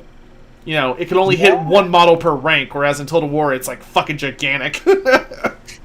Yeah, because it's got in Total War it's got the direction of one of the winds, doesn't it, in a sense? Just the thickness of a wind spell. Yeah, which is super obnoxious. But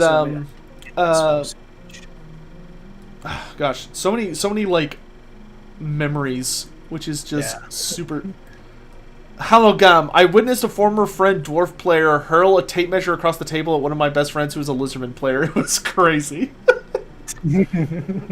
I had a friend who was very notorious for, when I was younger, I actually had anger problems. And I learned to control and, like, get a handle on my emotions because of Warhammer. Because when I would get super upset, it was really easy for me to, kind of turn to an asshole, which isn't super unusual in a tabletop game, when it's just pure versus. But I'll never forget, as long as I live, I must have been probably like 14 or 15, and I was at a local hobby store playing a game against my friend, and the two of us were like incredibly prideful individuals, and I'll never forget because of how embarrassing it was.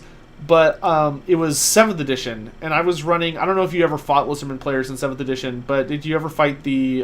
In my area, we called it the Rollerblades of Sotek, which is when you ran the Charm of the Jaguar on like an Old Blood or a Scarvet, so they had a 9-inch move.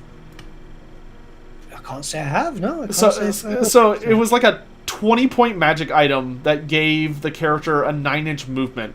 So you would put it on a Saurus character, and you would make him decked out in like an Old Blood. You could get him to have a re-rolling -1 armor save, or no, I think he could have a 1-up on foot. So you'd have a re-rolling 1+ armor save with a 4-up ward, and then give him a great weapon. So he had 5 strength 7 attacks, and he had a 9-inch move, so he had an 18-inch charge.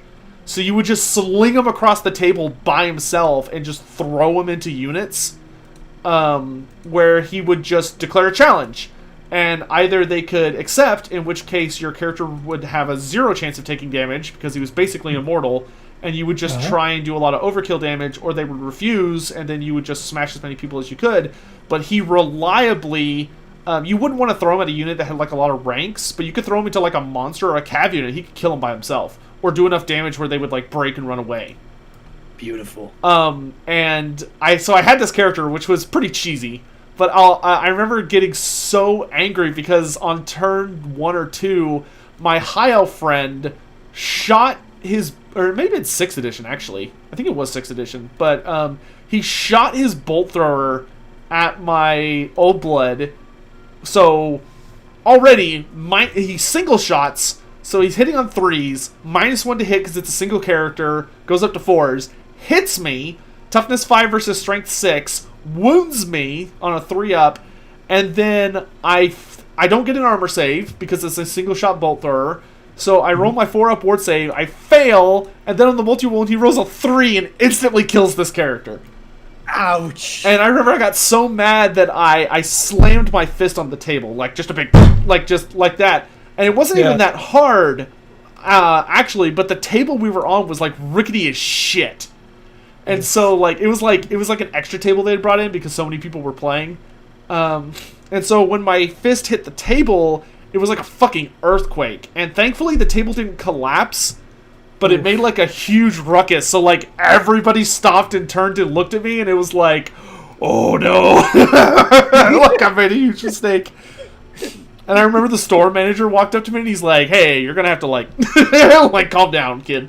And like we were like really well known there. And I remember after that I was like, never again. Like I will never get that angry playing this game again. I get you, man. I get you. Like, I'm very unapologetically British, right? So I get very sweary when I get heated, and it became a problem in a tournament where you could just hear me from the other side of the fucking room going, "You fucking bastard!" Oh god, because I get super heated, especially with if it's one of my pride lists, right? Like my pestilence build was always really good, right? It was just centered around plague monks and plague priests because they could do a lot of damage. And if they started failing on me, I'd start panicking, you know? Oh yeah. Well, like a unit of like 100 plague monks with the plague banner or something. Yeah, with the plague banner, which let you reroll all to hits to wounds, right? Yep. You'd have a Gracier in that unit with with the Law of Plague, obviously, 2 plague priests, right?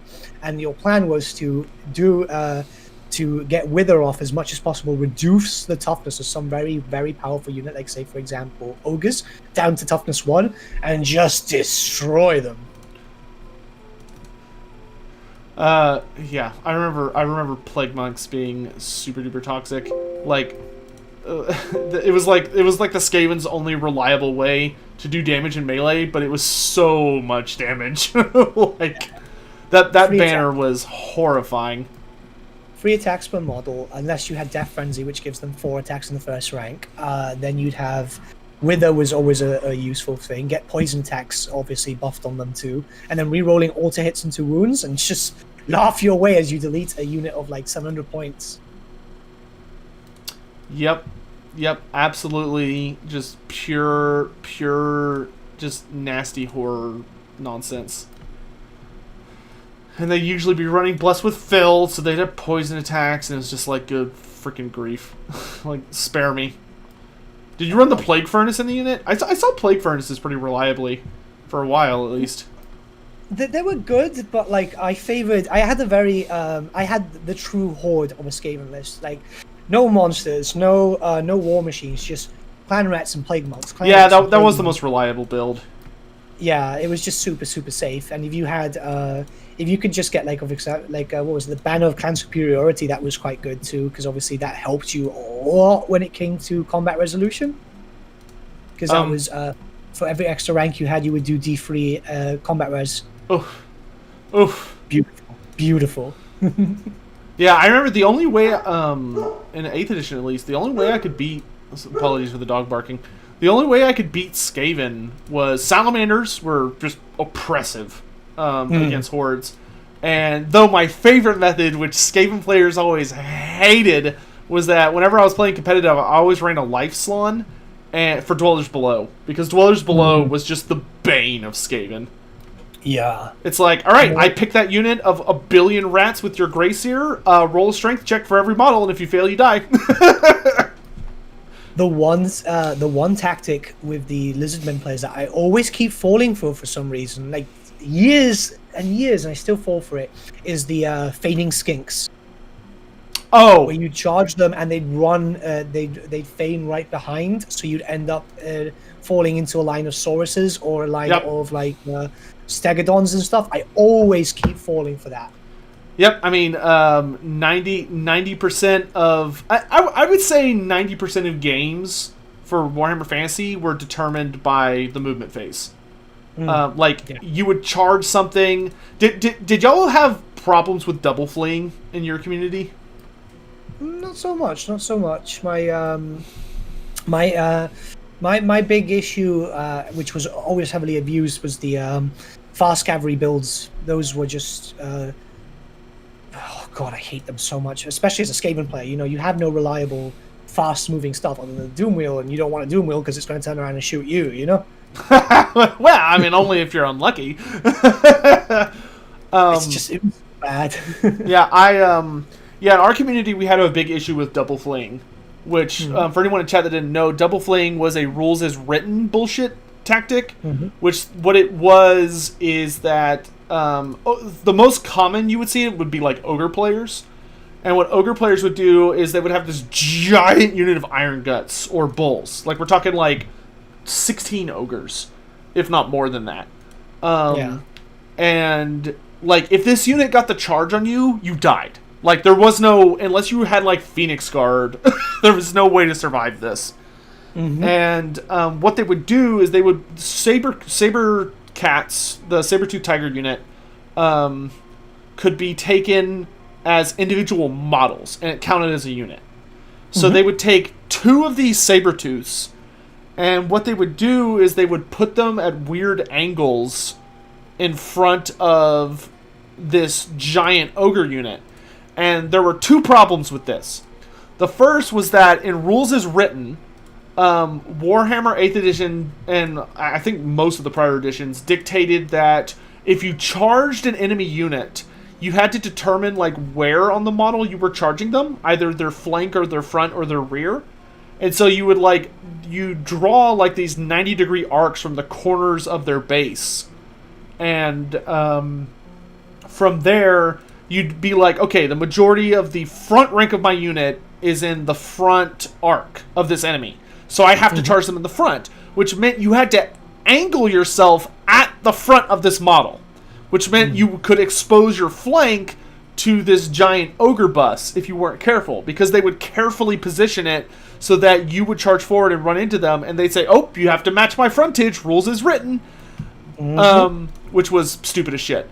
But the thing they would do in my community that was even more toxic, because at least there you got to kill the stupid tiger, and if you killed it, you could like reform to face the ogre unit. In my community, what they would do that was super toxic and difficult to deal with was called double flee, which it stated in the rules as written that if you charged a unit and the unit ran away, so like the unit runs away and you're like, oh man, I can't catch it, either because they ran through an enemy friendly unit or through terrain, or they just ran too far away, you could attempt to redirect your charge, where you had to pass a leadership check, but if you succeeded, you could declare a charge against a new target. The problem was, the rules stated you could only do this once. So what would happen is, like, there'd be 2 tigers between you and this ogre unit. You legally cannot charge the ogre unit because there's 2 cats in your way, and you cannot move through an enemy unit. So what they would do is you'd say, oh, okay, so I charged this tiger to get out of the way. And he goes, oh, okay, it flees. And it would flee through the ogre unit. And because you declared a charge against the cat, it was now behind an enemy unit, which you cannot move through, so it was impossible to catch. So you would say, oh, okay, well, that's an illegal charge now. So I guess I'll redirect against the other Sabretooth, who would also flee behind the Ogre unit. So it would run behind this Ogre unit, and you also could not charge this cat. But guess what? You just use your redirect, so you can't redirect again. So because it's impossible to get to this second cat, you would automatically fail your charge. So you would stumble forward d6 inches, which even if that was enough to take you into the next enemy unit, the rules stated that because you technically weren't charging, you would stop an inch away. Mm-hmm. And you're just like, fuck, because now this huge ogre unit is an inch away from you, and it's his turn next. It's insane, because the moment you got caught in a flank by an ogre, you, goodbye. You know, you might as well just throw in the towel. Yeah, so, like, I know in not my GT, like, that was totally legal in the GT, because it was rules as written, so you had to find, like, unique ways to deal with it, like killing the cats through shooting, or just refusing to charge, so that they had to, like, pull some weird shenanigans to charge you, like, there was a whole bunch of, like, brain fuckery to it. But in my local community, we ended up, like, doing a house rule where you could redirect endlessly, that way people couldn't double flee. How hard was it to shoot one of the cats? It wasn't impossible, but it wasn't easy. Because they were singular models, they were -1 to hit with shooting attacks. So, like, most models in the game hit on 4s. And if you're shooting at a cat, you would need to hit on 5s. But the main issue is the shooting phase was after the charge phase. Yeah. So, like, if he ran up in front of you, you could shoot the cats. But by shooting the cats, you've now made it where they're no longer blocking the ogres from charging you. Yeah, and a big thing to note is that, unlike Total War Warhammer, a lot of shooting builds weren't, like, shooting focus builds weren't very common. Yeah, the only armies that would do shooting focus were armies that had cannons, because cannons didn't have to roll to hit. Yeah, because melee combat was actually best for you. Like, say, for example, Wood Elves, you wanted to use a War Dancer build, or obviously Treekin, because toughness 5, was it, or 4? They were toughness 5. Toughness 5, yeah.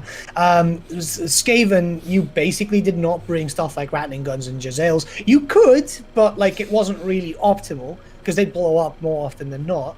Well, yeah, especially Skaven shooting. Yeah. I mean, unless you were playing End Times, because End Times for the Jezzails was really good, because if you had that Queek build, you could make the Jezzail shoot twice, which was kind of good. Yeah, Skaven shooting was hilarious. I actually think Skaven shooting was probably one of the best systems in the game, because Skaven shooting was grossly overpowered if it worked. But there was a 1 in 6 chance for every single weapon the Skaven had that it would just blow up. I remember I swore against Rattling Guns when I had my fucking Rattling Gun turn around and shoot my Gracier right in the bloody face with, like, 11 shots. It was insane. Absolutely insane. Yeah, I remember I won a game, turn 1, because the Skaven player I was fighting went to shoot his Warp Lightning Cannon, misfired, it spun, and ended up shooting sideways down the rest of his War Machine line at strength 10, hit his Screaming Bell, and just, like, obliterated his entire army. Like, it was like, oof. Like, I think it killed another Warp Lightning Gun, the Gracier, his Screaming Bell, like 10 Storm Vermin, and a Hell Pit Abomination. Like, it was brutal. Oh, my God. Oof. Wow. I mean, now, I will say, the Skaven player was one of those guys, like, he was basically a greenskin player. He was just there for fun and, like, thrived on, like, just total bullshit rolls. So, like, thankfully, it was, like, the funniest fucking thing in the universe. Oh, that's good. That's good, because that would just be demoralizing. Oh, yeah, like, it's like, I'm never playing this army again, kind of, like, greenskin players, you always knew who was the coolest guy in a club because he played greenskins. Because greenskins were the most unreliable army in the game. That animosity rule. So much bullshit. Yeah, I don't even know why they tried to put animosity in Total War, because it ended up being just as stupid, but, like, without any of the fun. It was just, I remember because the great thing about the Greenskins too is the Orcs and Goblins rule was just so fucking packed with different builds. You know, you could have so much biggest army that's ever been released by any book in the entire setting. Definitely. I was really partial to Savage Orc builds, because those were just so cool for me, man. They were just so really fun looking. But I remember Night Goblin builds were terrifying, especially if you played Warriors of Chaos, because fanatics, you know? Oh yeah, well, especially if they had Skarsnik on the table. Like, Skarsnik was legitimately terrifying. Not in he was actually a really well designed character because he wasn't a wizard, he didn't have any shooting, and in combat he was okay, but his special rules were just so good. Yeah. Because if I remember right, I think he let you like redeploy D3 units or something like that, so you could just change where everything was on the table. Yeah, 3 units. Yeah. Which was just wild. Like, that may not sound crazy, but once again, like I told you guys, like, most of the game is decided in the movement phase because of positioning. So Skarsnik would let you just move your army around, especially because he would usually have a unit of like 60 to 100 Night Goblins. So, like, most of his army would be in one unit, which was absorbing all the points, and then the rest of his army would be, like, small groups that have Fanatics and Mangler Squigs. Yeah. And Doom Divers, because Doom Divers and Mangler Squigs were terrifying. The difference between Total War Warhammer and competitive Warhammer Fantasy is as soon as you place your unit down, if your fingers would leave the base or obviously the movement tray, that's it. It stays there. Yeah. Especially in tournaments. In tournaments, one of the things... I mean, they're still kind of like this for 40k and AOS. And it's just because, like, it makes sense, but it can be frustrating, especially for new players. But in a lot of tournaments, when there's, like, a lot on the line, like, you paid money to be there and stuff like that, they will have rules where it's like, once you make a decision, like, once your decision has been made, there is no take-backsies. Yeah. Like, you couldn't move a unit and then all of a sudden realize, oh, shit, hold on, I exposed my flank. Do you mind if I move back 2 inches? Your opponent would be like, nope. What was the statement from GW regarding that? It's planned 7 steps ahead, wasn't it? Oh, I'm sure. That sounds like something they'd say. Yeah, it's insane, because you're like, I'm playing someone with so much Vanguard, how the hell am I going to plan 7 steps ahead? Oh my god, yeah, Vanguard. That rule was so hit or miss. Like, same with Scouts. Like, sometimes it just would not work out. At all. Except for Chameleon Skinks. Chameleon Skinks were the best Scouts in the game. Yeah, they had quite good damage, didn't they? They had good damage. Well, like, the poison shooting was ridiculous, especially when you need 3s to hit, which is pretty reliable to keep those 6s. But the stupid thing was their deployment rule, because they had the chameleonic skin. So when they deployed as Scouts, normally in tabletop, whenever you deployed Scouts, they had to be at least 12 inches away from the enemy. Like, minimum. Chameleon Skinks, though, had a different rule. Their rule was that they could as long as the enemy could not draw a line of sight to your Chameleon Skinks, so as long as they were not, like, looking at you, you could deploy as close as you wanted. Jeez. So on turn 1, you could drop Chameleon Skinks down within, like, 3 inches, or, like, 1 inch away from a unit, as long as they couldn't see them. So you'd put them there, and then your opponent's like, well, shit, I can't see them, so I can't charge them.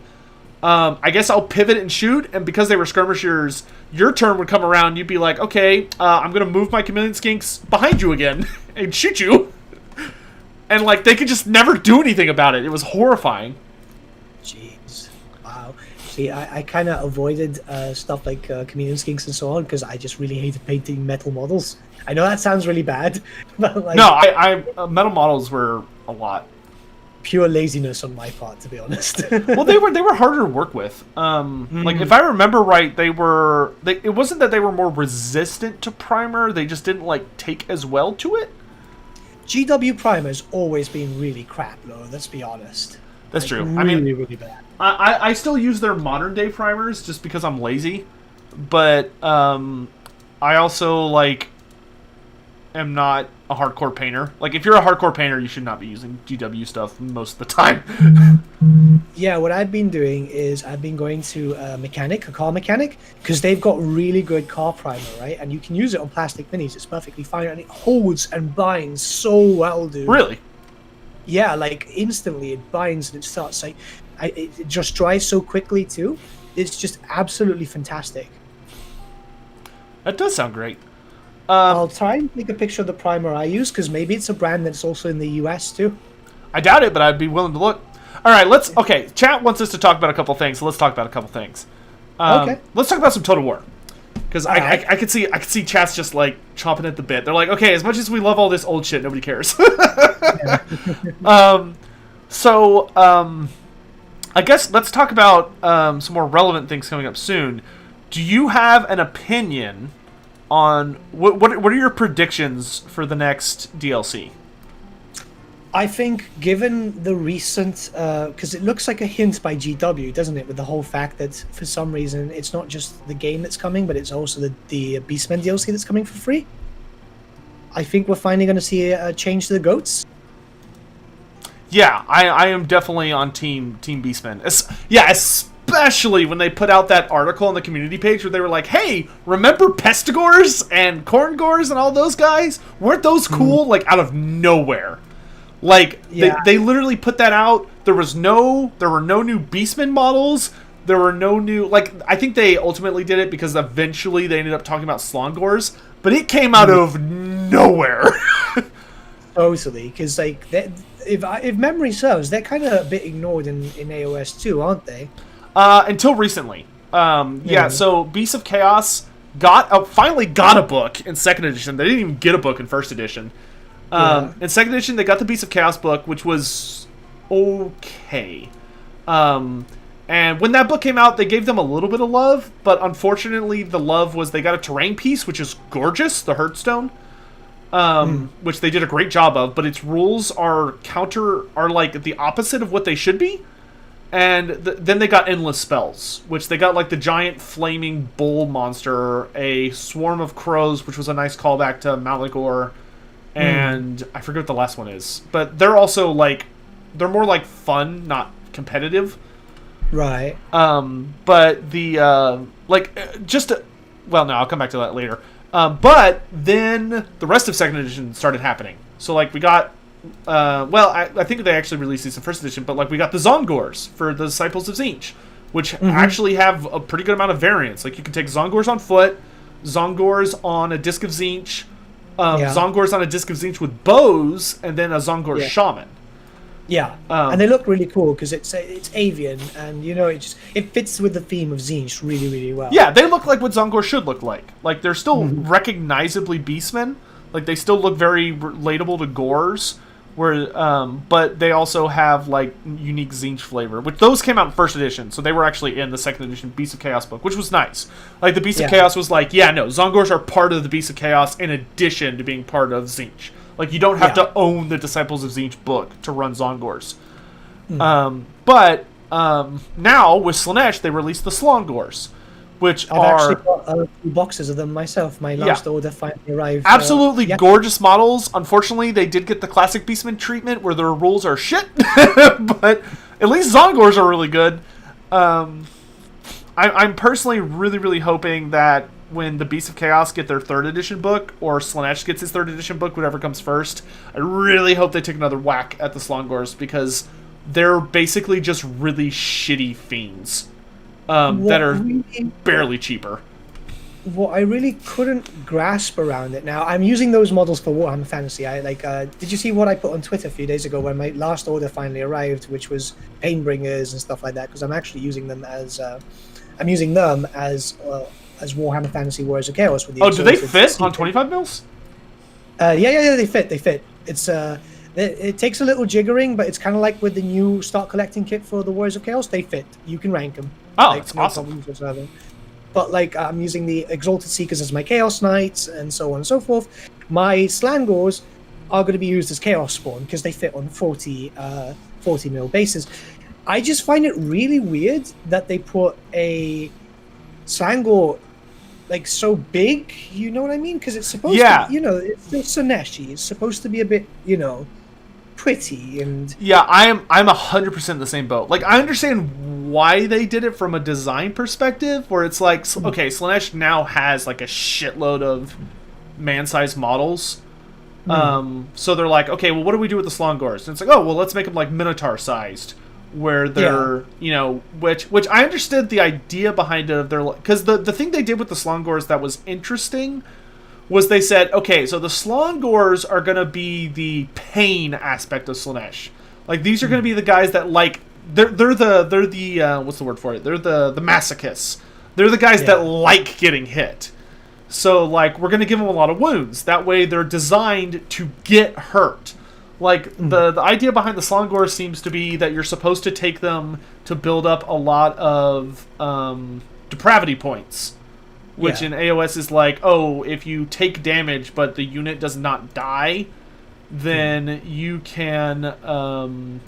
you build up points which let you summon demons on the table, which is a big deal for Slaanesh. And so it's like, oh, okay, well, that's cool. But the problem is their rules are just really bad. Because, like, it's like, okay, I get they're supposed to take damage, but they can't heal, which you expect they would if their design is to take damage. Yeah. And they also cannot, they also can't hurt people very well. It's like, oh, I think they have like 3 attacks, but they hit on 4s and wound on 3s. I don't think they have any armor piercing either, and it deals like 1 damage or 2 damage. But the problem is, if you pay 40 more points, you can take a unit of Fiends, and Fiends are like, they're faster, like they're like 4 inches faster every turn. They have armor piercing, they have 3s to hit and 3s to wound, and they also deal more damage. So it's like, why would I not just take Fiends? I must admit that I was a bit disappointed with how they looked visually in a little sense. Don't get me wrong, they're gorgeous. But, like, what I was telling a friend of mine is, like, if you get the old Keeper of Secrets model, the one that you used for 8th edition, just take off the 2 extra arms. There you go. It's yeah. It's no, yeah, you know what? I 100% agree with that. And it was like, well, they kind of just rehashed it when I was expecting something prettier. Maybe even they could have gone a bit more, humanoid in a sense, like make this like the bridge between mortal and demon in a more extreme sense, barring like for example I think it's the pain guys, the ones that are already looking like demonettes. Yeah, the twin souls, because they're like possessed by demons. Yeah, so they could have done the Stangors in the sense of Gors already turning into demons instead, rather than just making them much larger. They still look great, don't get me wrong. I still think it's a gorgeous cast, and I ended up getting my recent order was 1 box, but I already had 2 other boxes because I instantly went, oh yeah, Slaanesh, I'm a big Slaanesh guy. So like it's just, I was expecting more. I don't know what the sizes are for, obviously, for Age of Sigmar because I don't play, but I was expecting 25 mil for Warhammer Fantasy standards. You know what I mean? Oh yeah, and yeah, I agree with someone in chat or Eldrin, where like I was a little disappointed that they weren't more mutated. Like they have Slaanesh claws, which is cool, but I was really hoping to see them either be more serpentine or more like one of the various creatures that is represented by Slaanesh. Yeah. Where like maybe more insectoid or more serpentine or something like that, or like maybe their heads be more like Slaanesh steeds. But once again, the reason they probably didn't do that was it would make them too similar to Fiends, because they like Fiends are basically Tzeentch got away with a good situation because the Zongors fit a thing he didn't have, which the Zongors for Tzeentch are basically like elite troops, which Tzeentch doesn't have. Like Tzeentch has Arcanites, which are basically like cultists, so they're really like shit tier infantry that can cast magic. And then with Slaanesh, they were like, okay, for the cultists, we're going to give you archers. And then for the elite infantry, we're going to give you the Mirmadesh. So they kind of looked at the Slongors and they were like, I don't know what to do with these. So they were like, oh, let's make them like monstrous infantry. But once again, you already have Fiends. I'm kind of with you where I almost would have preferred them as like, I would have preferred them to be like Bestigor sized. Yeah. But I think they would have been better off going with like a design of like, just like a frenzy of attacks. Like frothing at the mouth, completely don't care if they die, just throwing themselves into combat to like experience sensation, and have them be all about just like sure, they have no armor and they're like naked dudes or whatever, but maybe they have like a chitinous hide or something. I don't know. I feel the direction there. It's like, oh yeah, I mean they work. It just didn't feel particularly inspired. I liked what you said a few minutes ago regarding if they could have been a bit more serpentine, because it would harken back to the days of, remember the demonic steed, the titty snake? Yes, the infamous titty snake that Games Workshop really doesn't like to talk about. Yeah, I've actually got a few of them because I'm building up a few. One to have the banner bearer, and one to just be a generic lord choice. And it would be nice to have them serpentine with that one. Just obviously without the boobs, because that's being pushed aside. And it's very much understandable. I actually very much understand why GW are doing it. They want to make everything a bit more accessible to kids, because obviously some parents will see a demon there with just like, I think it was like 8 or 9 tits, and everything would just be a bit like, well, I don't think my son should play this, or my daughter should play this. Yeah. Oh, you want to hear a funny story about that?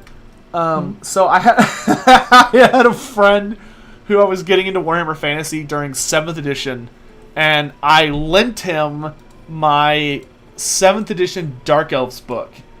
Back in the day when they were paperback. Yeah. I lent him my 7th edition Dark Elves book, and he was he was a Mexican kid from a Mexican Catholic family, so his mother saw it and was like, heresy! Like, this is the devil's, like those just absolutely pearl clutching goofballs that they are. That was so Morathi was naked, wasn't she? Yeah, well, like, there was a lot of naked shit in there. Like, you could just open the book and, like, you just see witch elves and dark elf sorceresses, which are, like, 90% nude. 99% nude. All they're wearing are, like, thongs. And so she just fucking, like, destroyed the book. Which I will say, as an adult, first of all, fuck that woman. Like, that was someone else's property. If you're not comfortable with that being in your household, have it returned, first of all. Second of all, get off your fucking high horse. A book is not going to corrupt your child. Jesus Christ. It's a very thin line, because obviously some older lore was a bit too, and artwork was a bit too showy, can we say, I guess? They were advertising very hard to teenagers and young male lonely white nerd adults, and they knew it. Yeah, exactly that. I mean, they've done better now, and they still keep the whole, because, like, look, we can see the archers, the Blissbarb archers, they've still got that little feminine, like, slightly sexual look to them, but they're just not so in your face with tits everywhere, Yeah. Well, what I like that they did with Slaanesh is they said, okay, instead of just having boobs everywhere and it's like, ooh, sexy ladies, they're all androgynous now. Yeah. Like, you're looking at the model and you're like, I can't tell what this is. Like, one boob's covered, one boob isn't, but it's not, like, super obviously a boob, and I'm not 100% sure what's going on here. I'm a big fan of that because, obviously Slaanesh was always represented as he and she, so it kind of fits very well with the lore aspect. The idea of, because obviously with Glutos being added in as a character. Oh, I love Glutos Arskillion is amazing. I'm using him as a war shrine because obviously it's very much.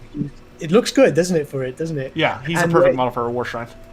The idea is, I think they're moving Slaanesh to the more 7 deadly sins type of route. Yeah, well, 6 deadly sins, but yes. I actually just finished reading the Hedonite Battle Tome for 2nd edition. I was really impressed with the lore. Like, when they talk about, like, all the sins of Slaanesh, there's not really, there's not a sex sin anymore.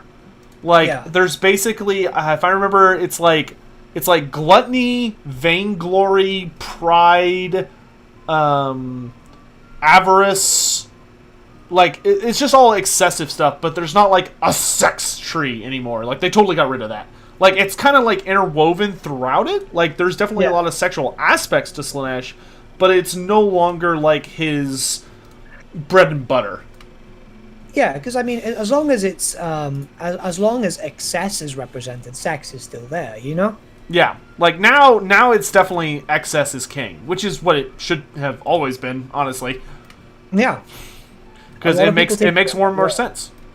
Yeah, a lot of people take it the wrong way, and it's like a lot of people. And this is the thing that annoyed me a lot about it, because I'm a big fan of Slaanesh, right? Like, other than Skaven, I played a lot of Slaaneshi forces, and I like the god for what it represents, and a lot of people are like, oh yeah, because it's sex. It's like, it's not sex, it's it's everything. Everything can be excess. When you go to a all-you-can-eat buffet and you eat too much, that's excess. There's so much to it. It's like, nah, dude, it's like having a culinary palate, or being arrogant, or being like super dedicated to an art form, or music, or combat, or indulging in sensation. Like, that's Slaanesh. Exactly. And I always get pissed off when I see like some channels Hey, where it's just like talking, it's just like, oh yeah, it's sex. It's like, dude, you know the law, don't say it's all fucking sex, because it just makes Slaanesh look bad, and that's why Slaanesh took so long to get an update in anything. I'm still waiting for a bloody Emperor's Children Codex. I'll die long before that happens. Oh, I bet they're coming. I bet now that they, like... I honestly feel like Age of Sigmar's Slaanesh army was basically like a test drive to see how people would feel about the new Slaanesh. And now that people... Like, it's probably one of the most popular armies now. Like, I honestly think it's going to be up there with, like, Nighthaunts and Seraphon and stuff like that. Because the range is so gorgeous and it covers such a wide scope. I bet it's going to sell super duper well, and because of that, they're going to look at the Emperor's Children and go, okay, it's time. Like, we know what we want to do with you. It's sold out incredibly quick, because I deal, like, I've got an affiliate account with a gaming company, right? The hobby shop. And they send me a lot of stuff, and they're like, oh yeah, we can't send you everything you wanted because, like, it's just sold out instantly. It's like, oh yeah, no worries, I can wait, which is why this second order came in. But it's like, I was really happy because it's like, damn, about time Slaanesh got his dues, like, it's a god in Warhammer that was so underrepresented. Yeah. I mean, it's not a huge secret that there was an active move by the Games Workshop that killed off Fantasy to get rid of Slaanesh. Like, their goal, there were internal discussions where Games Workshop wanted to get rid of Slaanesh, like, put him so far in the background until they could squat him. Which is why there was no Emperor's Children. There was no Slaanesh in first... Like, Slaanesh did not exist in first edition AOS. Like, he was thrown in prison, and he never got a book. Because they had no plans for him. Their goal was to never use Slaanesh again. Like, keep him in the... Like, I honestly think that if AOS had not been able to rekindle a lot of the love for Slaanesh and reimagine him into something that works really well now, I genuinely think that they would have killed him off. Definitely. And just like because like in AOS they were like, oh well, Slaanesh is problematic, so let's get rid of Slaanesh and replace him with the Great Horned Rat. Which thankfully they didn't end up really doing. Instead, it now has set up for like a really interesting narrative battle. But like Slaanesh was definitely in trouble there for a while. So that kind of leads on, because if we've got monstrous units as Slaanesh for Slangors, potentially for Warhammer 3, what do you think is going to happen with Nurgle then? I'm thinking... So I think for Pestigors and Khorngors, I think Khorngors are going to be the true, like, upgrade of the Bestigor. I think Khorngors are going to be heavily armored, tanky badasses that are, like, just amazing at fighting. Probably dual wielding, I guess. Huh? Oh, yeah, I'm sure. Though, I mean, I guess the Slungors are kind of dual wielding with snips, but I don't know. Sure. I think they'll either be dual wielding or, I mean, I don't think they'll have shields. It doesn't really fit Beastmen. Yeah, that's all. But I could absolutely, but I also think having them have great weapons would make them too similar to Bestigors. I'm with you. I would like to see them dual wielding and just chop people up. But I think that Khorngors are going to be like elite Bestigors, and then I think Pestigors are going to be... The only thing Nurgle does not have right now that he desperately needs in AOS is like a lower tier infantry, in the sense that it doesn't do a lot of damage, but it just soaks damage. So I think that Pestigors are just going to be fat, tanky boys. Like, I think they're going to be infantry size, like the Blood Bowl version. I think they're going to be very similar to the Blood Bowl version. I think they're going to be less armored. than Bestigors, but I think they're going to be all about just like cloud of fly, so they're hard to hit, and they're just super tanky and venomous. So they've got like poisoned attacks that are really good at that are like really good at killing unarmored enemies and stuff like that. So like the Beastman variant of a Plague Bearer, I'd say. Yeah. Yeah, all right. Yeah, that makes a lot of sense, to be honest. Yeah, you got a good point there. Because the thing they've been doing in AOS is, while the gods have combined books of like demons and mortals, a lot of the books still like encourage you to split them up. Like if you're running a battalion, very, very rarely. Slanesh actually does let you do this, which is unique to him. But if you're playing like Maggotkin, Disciples of Tzeentch, or Blades of Khorne, usually you're not gonna be running like your army may be mixed, but it's mostly gonna revolve around either demons or mortals. Because like your sub faction generally will revolve around demons or mortals. Yeah, that makes sense. Yeah. I think.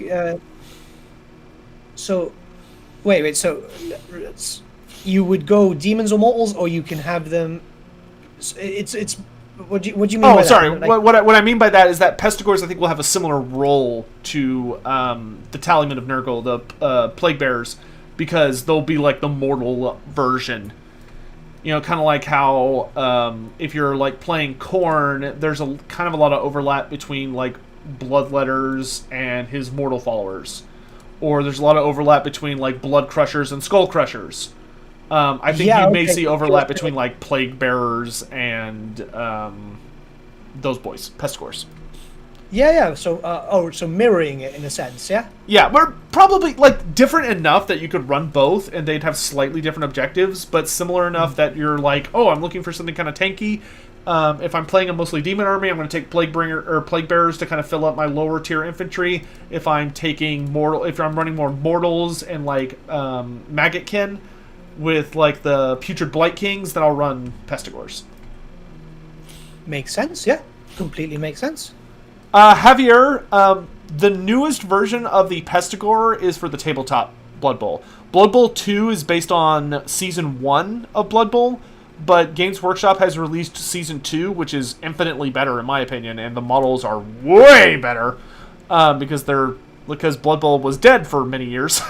And Season 2 Blood Bowl has new Pestigor models, which will probably be very similar to whatever Pestigors are going to be in Age of Sigmar.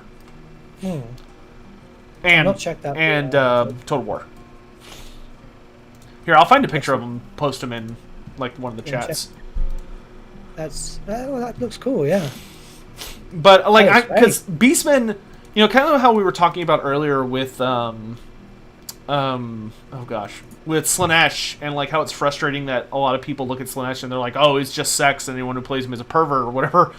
I actually kind of feel the same way about Beastmen, because Beastmen are one of my favorite factions, but I actually get super frustrated often whenever people talk about Beastmen, because I feel like a lot of people look at Beastmen, they're like, oh, they're just like the amount of people I talk to or hear about where they hear about Beastmen, and the first thing they'll say to me is like, aren't they super rapey? And it's like, ugh. Like, okay, yes, in like earlier editions, that was a major aspect of their lore that Games Workshop used for a lot of shock value. Like, because if you go back to like, here's the team, and you can see the Pestigors. They're very different looking than I think what a lot of people would expect. Here, I'll post them in the chats as well.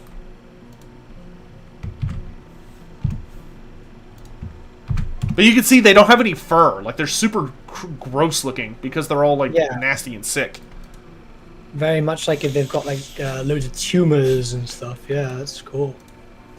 Yeah, so you can see them on that team for anyone that wants to look. Like, they've got really nasty, like, their horns are super jacked up because they're all nasty, and they got, like, insect legs, or, like, bones for fingers because their flesh is rotted off, and they're, like, grotesque and don't have any fur. But, like, I totally acknowledge and understand that, like, the Beastmen have that thing to them. But, like, I know people that are, like, genuinely disturbed. Like, genuinely disturbed by like the Beastmen because they read Beastmen lore from like 6th or 7th edition fantasy, and they were like, well, you know, I'm completely against that being even represented slightly in a hobby, so the Beastmen are problematic and should be removed. And it's like, it's like, I totally sympathize with that view. I don't agree with it, but I sympathize with it. Because Slanish, not just lewd. Smiley cat face. Darius, thanks so much for the tip. But like, the thing I love about the Beastmen is that like is removing that. Like, one of my favorite aspects about how the Beastmen get bolster their numbers that I think is super poignant and not messed up, but like super interesting, is that the main way they bolster their numbers is not by like just going on a rape orgy. That's actually pretty unusual for them to actually getting new young. The way they get it is either through their own females having children, which are called does, or the most reliable method is that people and humans in the Warhammer Fantasy version have mutant babies. Yeah. So like, they'll have a child and the child is a Beastman or is a mutant because they have fur or cloven hooves or horns or whatever. And what will happen is that people, the common person in Warhammer Fantasy does not have the will to murder their own child. And you can't keep it, because if you do and somebody finds out, you'll be executed as a heretic. But you also cannot like turn it in somewhere and try and like have the state deal with it, because if they find out you gave birth to a mutant baby, you'll be declared a heretic and burned at the stake. So they're abandoned in the forest. And so all of these children who are abandoned because of a pretty messed up societal thing, because these children may have had a chance if like the state was less like terrified of the idea and had been more like, oh, well, like, you know, we'll do like magic. Like, we have magic, we'll try and purify your child, or we have surgery so we can try and remove the mutation and help them grow up a wholesome life, or we can try to figure out a way around it. You instead have all these children being abandoned, and the Beastmen take them in, always. Like, the Beastmen, they never kill these children, they never, like, devour these children. No, they always take them in. They're called, they're generally called Gaves, aren't they? Yeah, the ones that are too human-looking are referred to as Gaves. Which, sometimes it'll change. Like, as they grow, they might develop more Beastmen-like features and become true Gores. But like, well, no, not true Gores. A true Gore is a Beastman born of a doe, because they end up being like the biggest, baddest ones. But like, if you're just like a mutant, so you're signed up with the Beastman because you have nowhere else to go, then you are a Gave.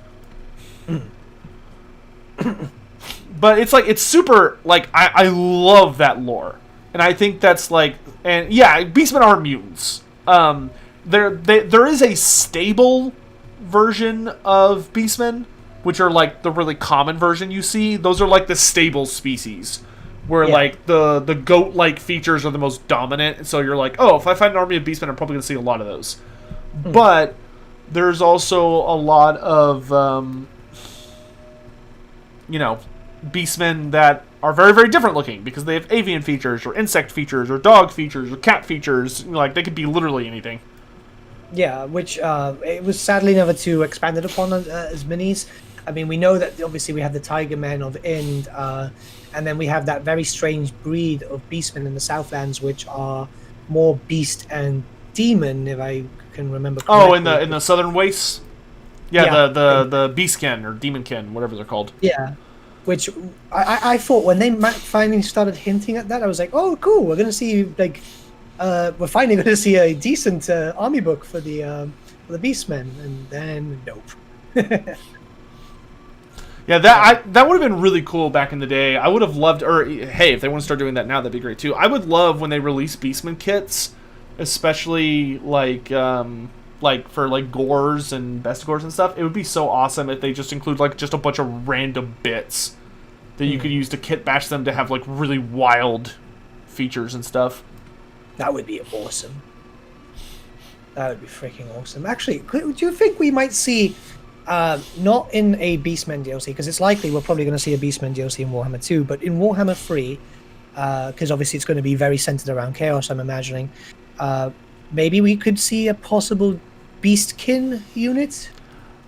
I wouldn't bet on it. I mean, I guess it's possible, but like, I don't know. Games Workshop seems to have pretty mixed feelings about the Beastkin because the only time they show up is in the Archaon Duo books, which I don't even think they're in the second book. I think they're only in the first book, which is, I think that one's just called Archaon Everchosen, and like they appear, but like Games Workshop like writes them out of the story in some places, like if you read the novels, like the Black Library books, the Black Library books have this thing where I forget what his name is, but there's essentially a Demon Prince of Khorne, who is a Beastkin. So he's like this giant half beastman, half demon hybrid, crazy badass guy who is also like a Demon Prince of Khorne that joins up with Archaon.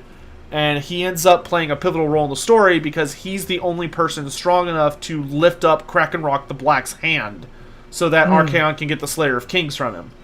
And then Archaon stabs him in the chest with the Slayer of Kings to make it stop screaming. But, so it doesn't wake Krakenrock up. And, but so like, that's what happens in the novel. You're like, okay, Demonkin, cool. Or Beastkin, whatever they're called. But in the 8th edition Army book, which tells a slightly different version of the story, well, actually a majorly different version of the story, depending on, you know how Black Library books are. But in the 8th edition Army book, he is once again specifically mentioned and referred to, but I think in that book he is like, he's 100% like a mortal human of Khorne. He's like specifically not a Beastkin. So I don't know if that's just something that Black Library author just came up with, and like that's the only time it's ever been mentioned. In which case, we probably won't see them. But I don't know. It's super hard with Games Workshop because like if there's one problem I have a lot of problems with GW, as we all do. But if there's one thing I don't like about the Black Library, it's that as much as I love their authors, they take a lot of artistic liberties with their books and will just like make shit up that will never appear again ever anywhere else, or will like outright contradict like the other sources. And so you're sitting there as someone that's trying to understand the lore, scratching your head like, oh fuck, what do I do here? like do I treat this as canon because it's a part of the setting, or like do I ignore it because it clearly only exists in this book? Like what am I doing? It's always this very thin line. I mean, the saying is everything is canon, not everything is true, something like that, wasn't it? Oh yeah, Games Workshop has like an official policy where like their canonicity is fluid. So like what I actually need to make a video about this because I was one of those things I was working on a script for earlier today, and that like if you want to get technical for anyone in chat, canon in Fantasy 40k or Age of Sigmar is purely determined by what you personally consider canon. That is like an official statement from Games Workshop.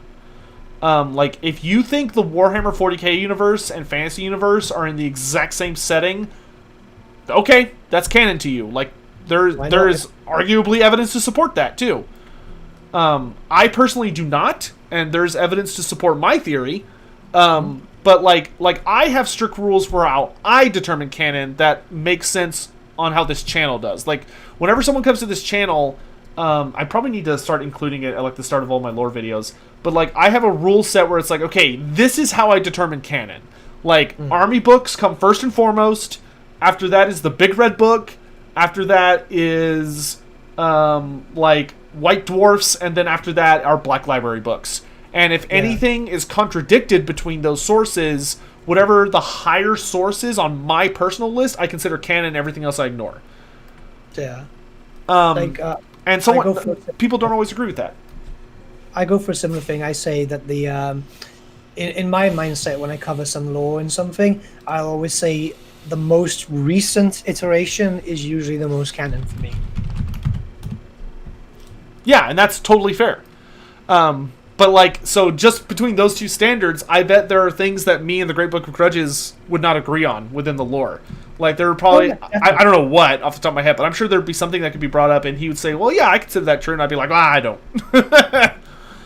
Which is a good thing, really, about the hobby, because if you can start making your own headcanon, it's why 40k does so well in terms of custom chapters and so on, which I think is a wonderful thing. And it's something that I think it was honestly Fantasy's greatest weakness was that Fantasy Games Workshop wanted that to be the case, but Fantasy was a very grounded setting on Earth, like undeniably Earth, just with different rules, with countries and borders, and there wasn't a lot of unfilled space.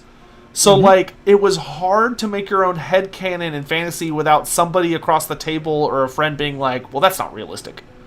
You know? Yeah. And you'd be like, oh, well, yeah, okay. And you'd feel bad, which is stupid. You should never do that to anyone.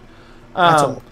But Age of Sigmar eliminated that. Age of Sigmar is like, no, the realms are literally so large that you could consider them their own realities. Like, they're not planet size. They are much, much bigger than planets. Like, the 40k galaxy is probably smaller than Age of Sigmar's 8 realms. Which a lot of people don't understand that.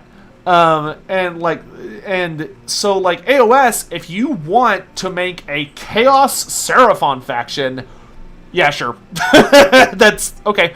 Like, if you want to have goblins that are, like, made out of fire and, like, fart gold, okay, that's plausible somewhere. Yeah. It's a wonderful thing, to be honest. I quite like that system. It's what brought me back, and I'll be very honest, what brought me back to 40k was the implementation of the build your own chapter stuff, the old Build-A-Bear system, because not only can now you make your own custom rule set for your dudes, but you can use that in tournaments. Yeah. It's a great... Darius, I totally respect that. Like, don't get me wrong. I am someone that actually does not like that about my settings. I prefer when settings are, like, very meticulously, like, have timelines and everything's very, like, I like Lord of the Rings for that reason. Because Lord of the Rings is, there is no, like, there's not a lot of subjective shit in Lord of the Rings. It's pretty objective because there was one creator and he said, this happened, period, end of story. And I really like that about that setting, but I love fantasy, so I try my best to to draw my own version of that, but I have to, like, explain to people that, you know, this isn't the one true answer above all. This is merely the one true answer that I find using the way I discover evidence. But, like, it doesn't invalidate. But I think for, like, a tabletop game, like a game, I think it is always 100% better to allow people to create their own stories, especially when, you know, you sell them blank ass models that they can build and paint however they want as part of a hobby. Like, you have to, for Warhammer to work, for Games Workshops to work, they have to let you make up your own shit. Yeah, especially, like, I can appreciate, like, say, for example, you painting up an army in the Avalon colors and stuff like that. But if someone comes up to me and shows me a custom paint job for their Empire army and say, oh, yeah, this is an expeditionary force going down to the Southlands or something, you know? It's like, oh, damn, that's awesome. You know, I really like that style. Oh, yeah. It's got much character to it. Well, like, I think one of my favorite things I ever saw was, I knew a guy who ran a Southlands Savage Orc army. So instead of having pigs, all of his orcs ran on cold ones. Instead of having wyverns, they ran around on, like, carnosaurs. Like, super badass looking army. Is it? Yeah. It's like, is it canon? But who cares? It's fun. Yeah, I know that is so creative. That's lovely. That is so cool. I really like that because it just shows that I've started seeing it a lot because obviously it's more common with Space Marines now. But, like, I've seen these custom lore created for their own chapters and stuff like that because there's, like, a 40k wiki dedicated to custom chapters. And I was having a read for it because one of my subs was like, oh, look, I made the lore for my chapter. Do you mind reading it over? I was like, oh, this is really well done. And I went down through it, and there are hundreds of custom chapters there. It's yeah. It's like I don't know how they manage that. mess. Yeah. Like, And some of the stuff is done like from second founding and stuff like that. So it's going really back in the lore. I'm like, wow, this is so impressive. Like we can see so much creativity, which is just, it's so wonderful, you know? yeah, which it's great. I don't, Christian. I don't know why you're so committed to bringing up the pygmies. I will acknowledge you, and I will tell you that, like, they do exist. Like, the pygmies are canon. It's just that the way they designed the models was super racist, which is why Games Workshop doesn't like to talk about it. But, like, if you read, I don't know about 8th edition, but if you read 7th edition fantasy, they talk about the pygmies, but the pygmies have been, like, altered to make them a more, like, fantastical, like, they're more like halflings. Yeah. And they're not nearly as satirical or as, I don't know what the word is, but beyond just saying racist. Yeah. Like, they exist within the setting, undeniably.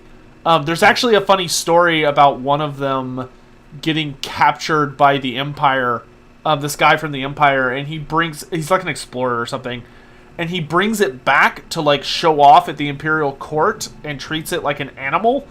Because he's like, oh, look at this exotic beast I caught, even though it was, like, a rational, sentient creature. And it ends up killing and eating him.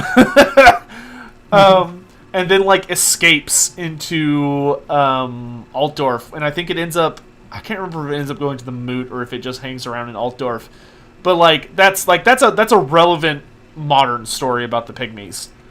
But They were mentioned in 8th a few times that I believe that the pygmies of Lustria had been associating themselves with a group of lizard men or something like that.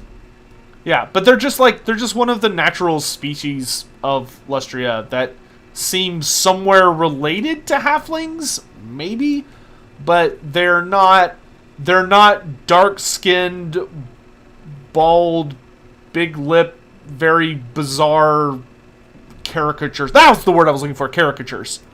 The problem is, like, and we went through this at the beginning of the stream, so probably Christian wasn't here. A lot of early lore was not written well because they had no real direction of what they were doing. Bear in mind, at the beginning of Warhammer Fantasy's lifespan, like Rick Priestley and so on, they're history nerds. They weren't fantasy nerds. They didn't give two shits about fantasy. They just knew that fantasy sold. Yeah. And, like, they were very cheeky about everything. Like, there was, like, one of Heinrich Himmler's strongest lieutenants was Michael Jackson. Yeah. And Literally.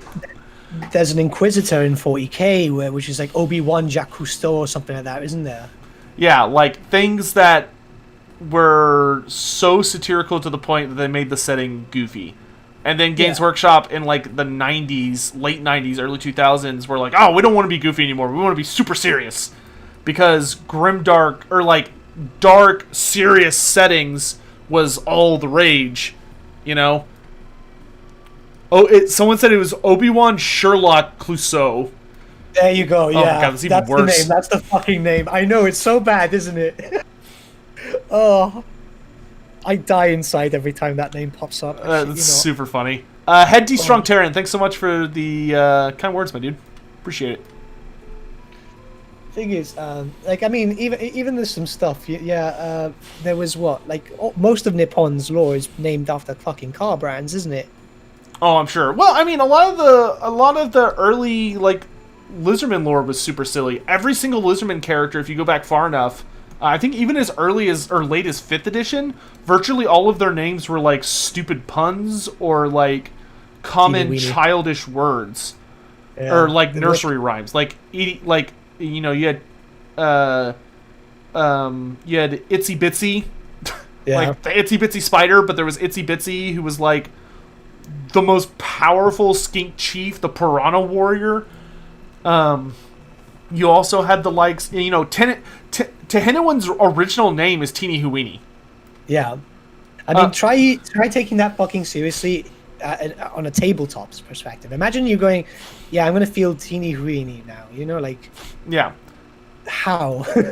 Yeah, and like even of course, the lizardman dinosaurs, like the mounts, are all literally named after Transformers. Grimlock, Zwup, whatever the hell Mazdamundi's is called. Oh gosh, I'm blanking on what his name is. Zlak. Yeah, Zlak, Grimlock, and Zwup are all Transformers. Originally. Yeah. They were Transformers first and Lizardman Dinosaurs second. I mean, it's a you know, it's a weird universe, but we do love it, right? yeah, and I mean that's why I always do my damnedest to try and get people to like not take it too seriously. There are definitely people that do. No, don't get me wrong. I love those names. Like Grimlock is the best T-Rex name ever invented. I don't care who you are. It's literally the perfect name for a T-Rex. Warhammer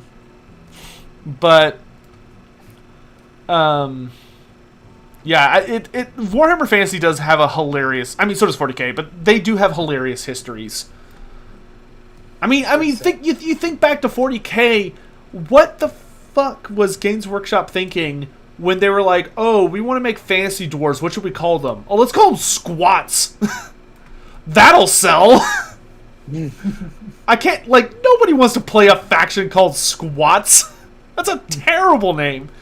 Like, you cannot seriously tell me that if you fought someone who was playing a faction called squats, the first thing that doesn't pop into your mind is someone like squatting to take a shit. Like, that's the first thing that pops into my mind. Like, because that's the only time you use that word. Like, if someone is squatting, that is usually not referring to something pleasant.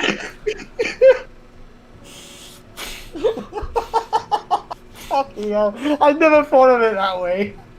Like, that's why I think if they ever brought them back, they would have to rename them. Like, they would have to give them a new faction name. Oh, that was beautiful. Oh, yeah, no, they'd have to change the name for sure. Screw you, I'm Slavic, we are squats. Do Slavs call themselves squats? Like, I know there's a thing for Eastern Europe for, like, squatting as a pose while wearing, like, weird gym clothes. I know squats from, like, it's to build up abdominal muscles and stuff like that, but, like, the shit. Yeah, Adidas. Yeah. If so, I apologize. Like, I'm not trying to make fun of anyone from like a certain part of the world, but just like if that particular word in the English language is thrown at me, that's the first thing that comes to mind. Yeah, you have to take into account that the English language itself is just we've got very strange words in general, don't we? Yeah. Okay. God King Taters. I will agree. If they did release the squats and they ended up being all like dwarves that were wearing like Slavic Adidas outfits and they liked to actually do like the Slav squat pose and had sunglasses, I would buy the shit out of that army. Like, just because it would be hysterical. Like, that's their like shooting pose is the Slav squat. They released a squat for Necromunda, didn't they? Yeah, they did a really serious job with it, and it was awesome. It's like they've always been quite requested, but the thing is, like, I think they're going to have a hard time fitting. Yeah, because, like, won't they be very similar in terms of style, more or less, to I don't know what they're called in Age of Sigmar, the steampunk dwarves. Oh, the Caradron Overlords? Yeah. Yeah, honestly, I think their issue is the Adeptus Mechanicus. I feel like if you were gonna do Space Dwarves, that's what the Adeptus Mechanicus should have been. Very true, yeah. Which also would have done a better job of explaining why they're, like, not, like, necessarily part of the Imperium. They're more, like, allied to the Imperium. You know? They've always been really weird, because, like, I was discussing this with Josh, because Josh plays... Thanks, Sarasfera, for the tip. I appreciate it. You know, there's a shard of a Catan in there, and a very big one, right? In Mars, it's the Void Dragon. And I'm like, can we really trust the AdMech in a ally type of sense? Yeah, you know, of course not. Like, I honestly do not know. I was actually watching a video from Wolflord Rowe about the squats last night, and he's like, he's very anti-squat. Like, does not see how they like. He's like, I just don't understand how they could work, and I understand. Like, I hope they find a way, because I think it would be super duper cool. But yeah, I don't know. I honestly think you'd have an easier job, like, putting, like, Lizardmen or Skaven into 40k than you would Space Dwarfs. I wouldn't mind if they brought back squats, and I think you'd agree with me on this next statement, but first they have to update the rest of the fucking Xenos. Oh, yeah, absolutely. Yeah, like, well, I mean, I was telling you earlier before we came online, Yeah. I don't play 40k, not because I hate it, but because I like Tyranids, and I just don't feel like Tyranids are really supported, so I'm not interested in playing a setting where, like, I may never see a meaningful update, or get an army that's, enjoyable enough to play. It's like, I mean, I think the Eldari, sorry, I hate the name change. The basic shooters, the Guardians. we can't copyright Eldar. Yeah. The basic shooters, the Guardians, I think the cast is from 1987, dude. Yeah. Oh, dude, the Tau. It's held up very well. Yeah, the Tau are another fact. The Tau are in a weird place right now. Yeah. Like, Dude, I feel like Games Workshop does not know what to do with them. Our only good competitive style play was the Triptide, right? Which was 3 different Riptides. That got sent to shit.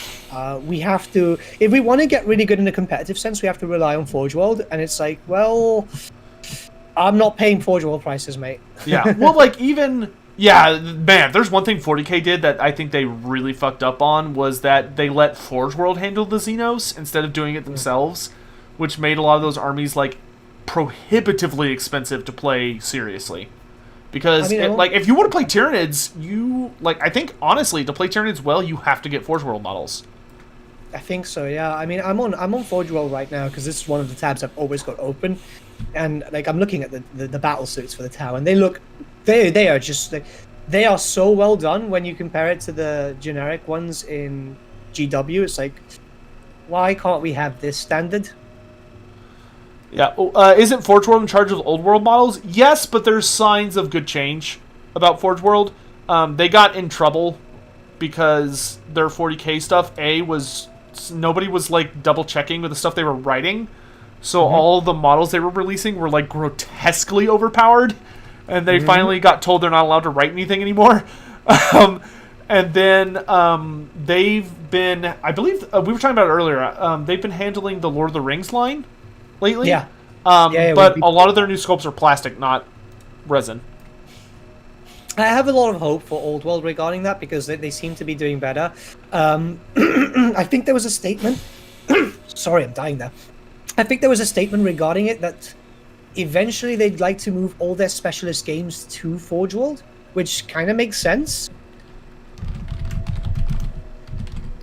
Yeah. I don't know. It's just, like, hopefully they do a good job, but, like, I don't think they're stupid. I think they realize that Forge World, I don't think they're blind, and I don't think they're stupid. I think they understand that a lot of people are nervous about Forge World, and that the only way Forge World really seems to make money anymore is through, like, Horus Heresy and, like, Titans. Because those are the whales in the hobby who are willing to spend, frankly, way too much. And I think, interestingly enough, the big seller was the Deathcore, right? And a bunch of their models just got they squatted them. Yeah. So it's like, wow. I think the Forge World of old is honestly dead. Yeah. I think not super obviously. I genuinely think that Eldrin, have a good night, dude. Thanks for being here. I think Games Workshop has picked up a spear and run it through Forge World's heart, and covertly has been remaking them to something else, which is why they've squatted a massive amount of their models.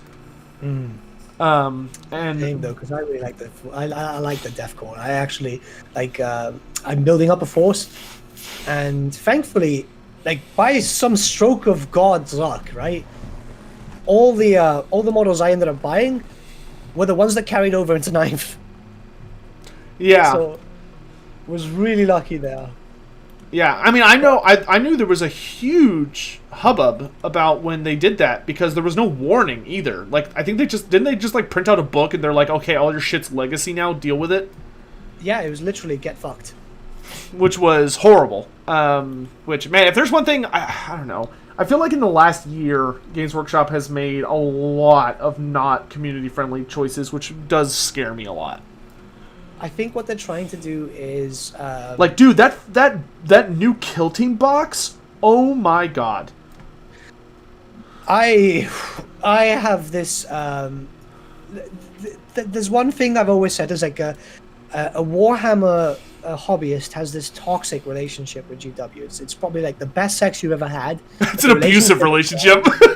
Exactly, because that box, it's like.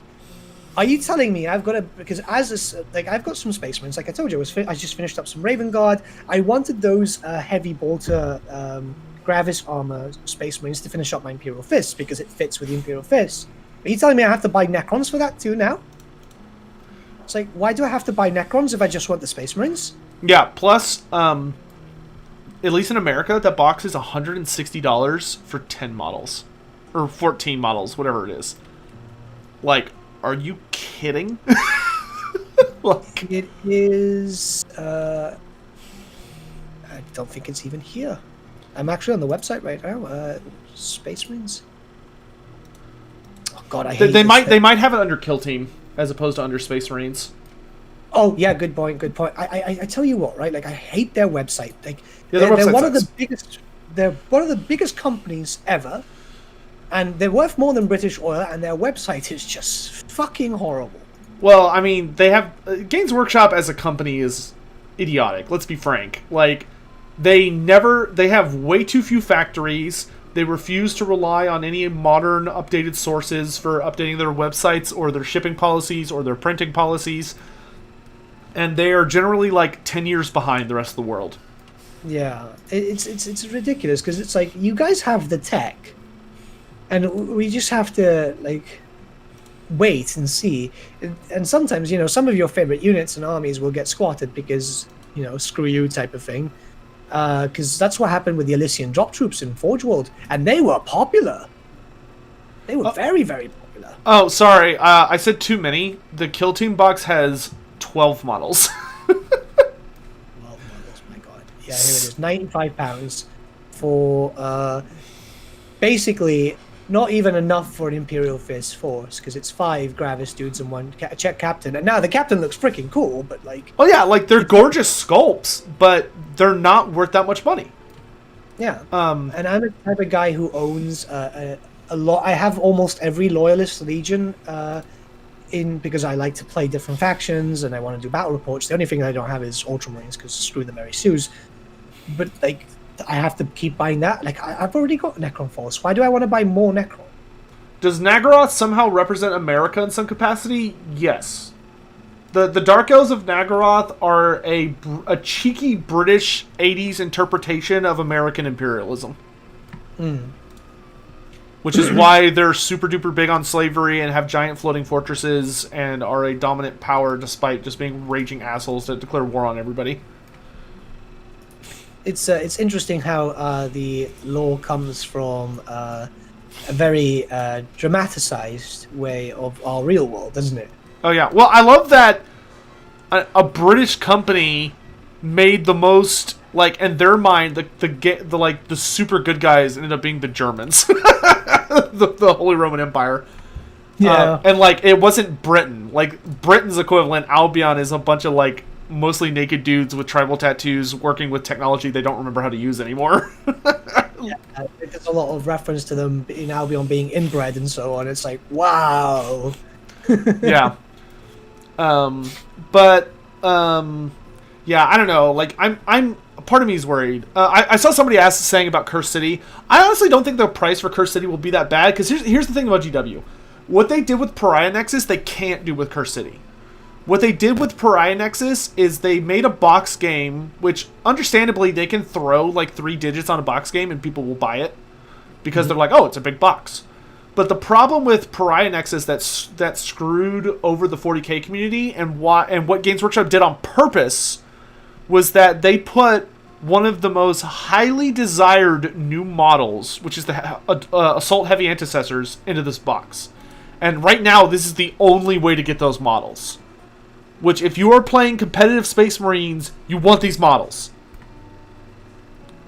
And it's also the only way to get the Chronomancer for the Necrons. Like, they're relying on exclusivity to charge you $1 billion. And the problem is, you want those, especially if you play a very shooty faction. If you're playing Imperial Fist, you want bolters. If you're playing something that just you want moving as a pretty beefy line, because they're Gravis armor, right? So they're gonna have what? I haven't even checked their rules, to be honest. It's like 3-4 wounds.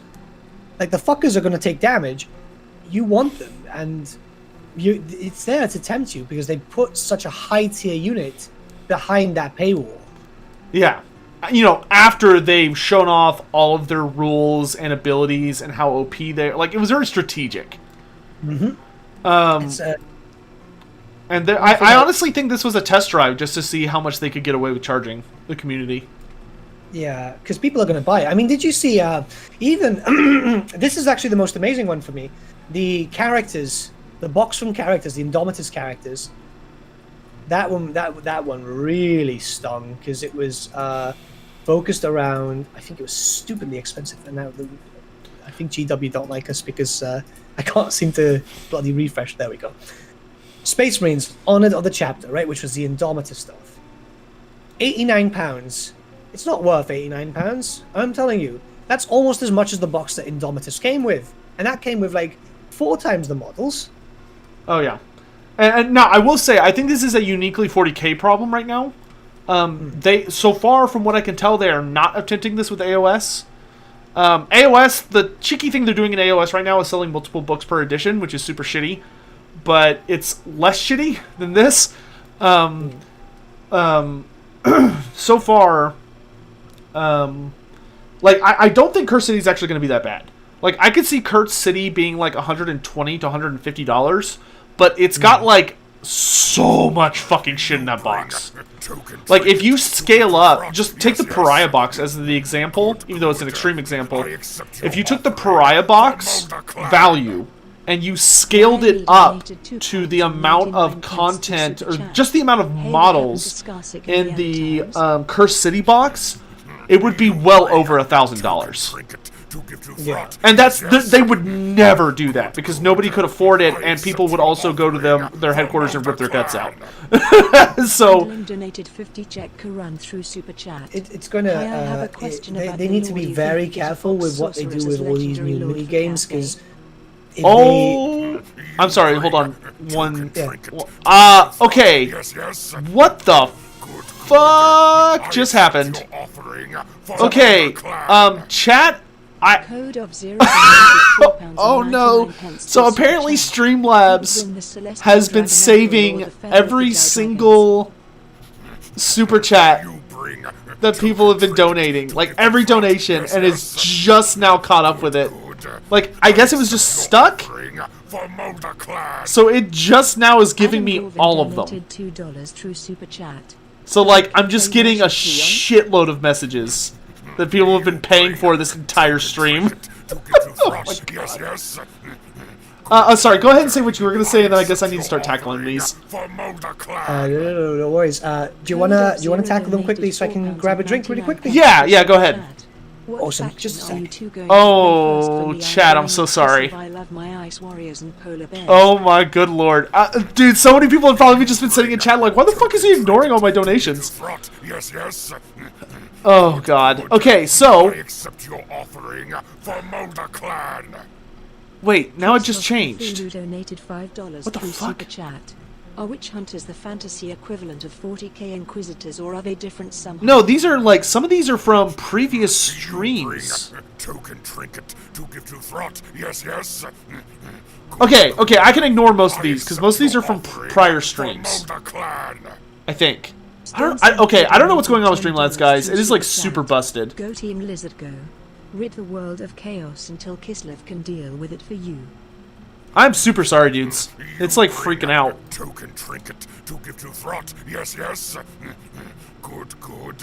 I accept your offering for Molder Clan. If you tip, just let me know in chat, and I'll try and catch up with it. Happy Year of Bull. You bring token trinket to give to Throt. Yes, yes. Good, good. Can I mute them? Yeah. Offering for Mulder Clan. Give me a hot sec.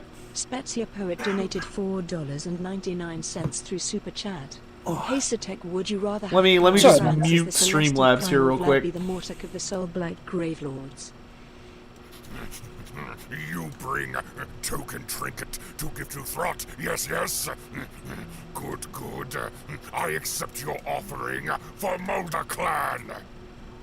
AJ donated $2 through Super Chat. Do you think we'll ever get the Amazons in TW? Good absolute grief. You bring. This is just silly. Yes, yes. Wow. I've never seen this bug before. It's a buggy software, isn't it?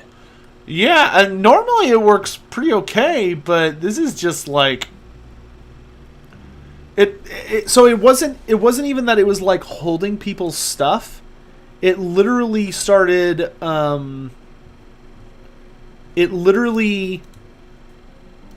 I guess forgot that it had already read all these tips off like days or weeks ago and was just like going through them all again. Jeez. Anyway, that's resolved. Cool.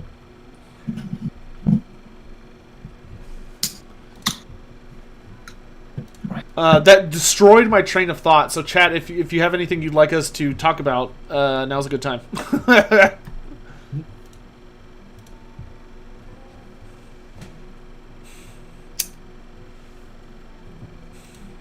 Oh, I saw somebody asking what are the high elf. So the quick rundown essentially in Warhammer Fantasy is that the high elves are simultaneously Atlantis, but they're also essentially like the Romans. The dwarfs, not all of them are based specifically on like nations. For instance, the dwarves are not based on any particular nation. They were designed around like English blue collar workers, like people that worked in mines and then would go drink in the pub and grumble about life. It's the English stream. Yeah, and then the greenskins are literally based on European soccer hooligans. Literally. Like, they would go to British or, I guess, European football matches, and people apparently used to / still do get way too into those. I went to a Celtic Reeve Rangers match in Scotland. It was the most terrifying thing I'd ever fucking seen. Like, absolutely fucking terrifying. It was so like I'm a person who goes to like big metal festivals, right? You know what a wall of death is, when people start slamming into each other and so on? Yeah, death, mosh pit.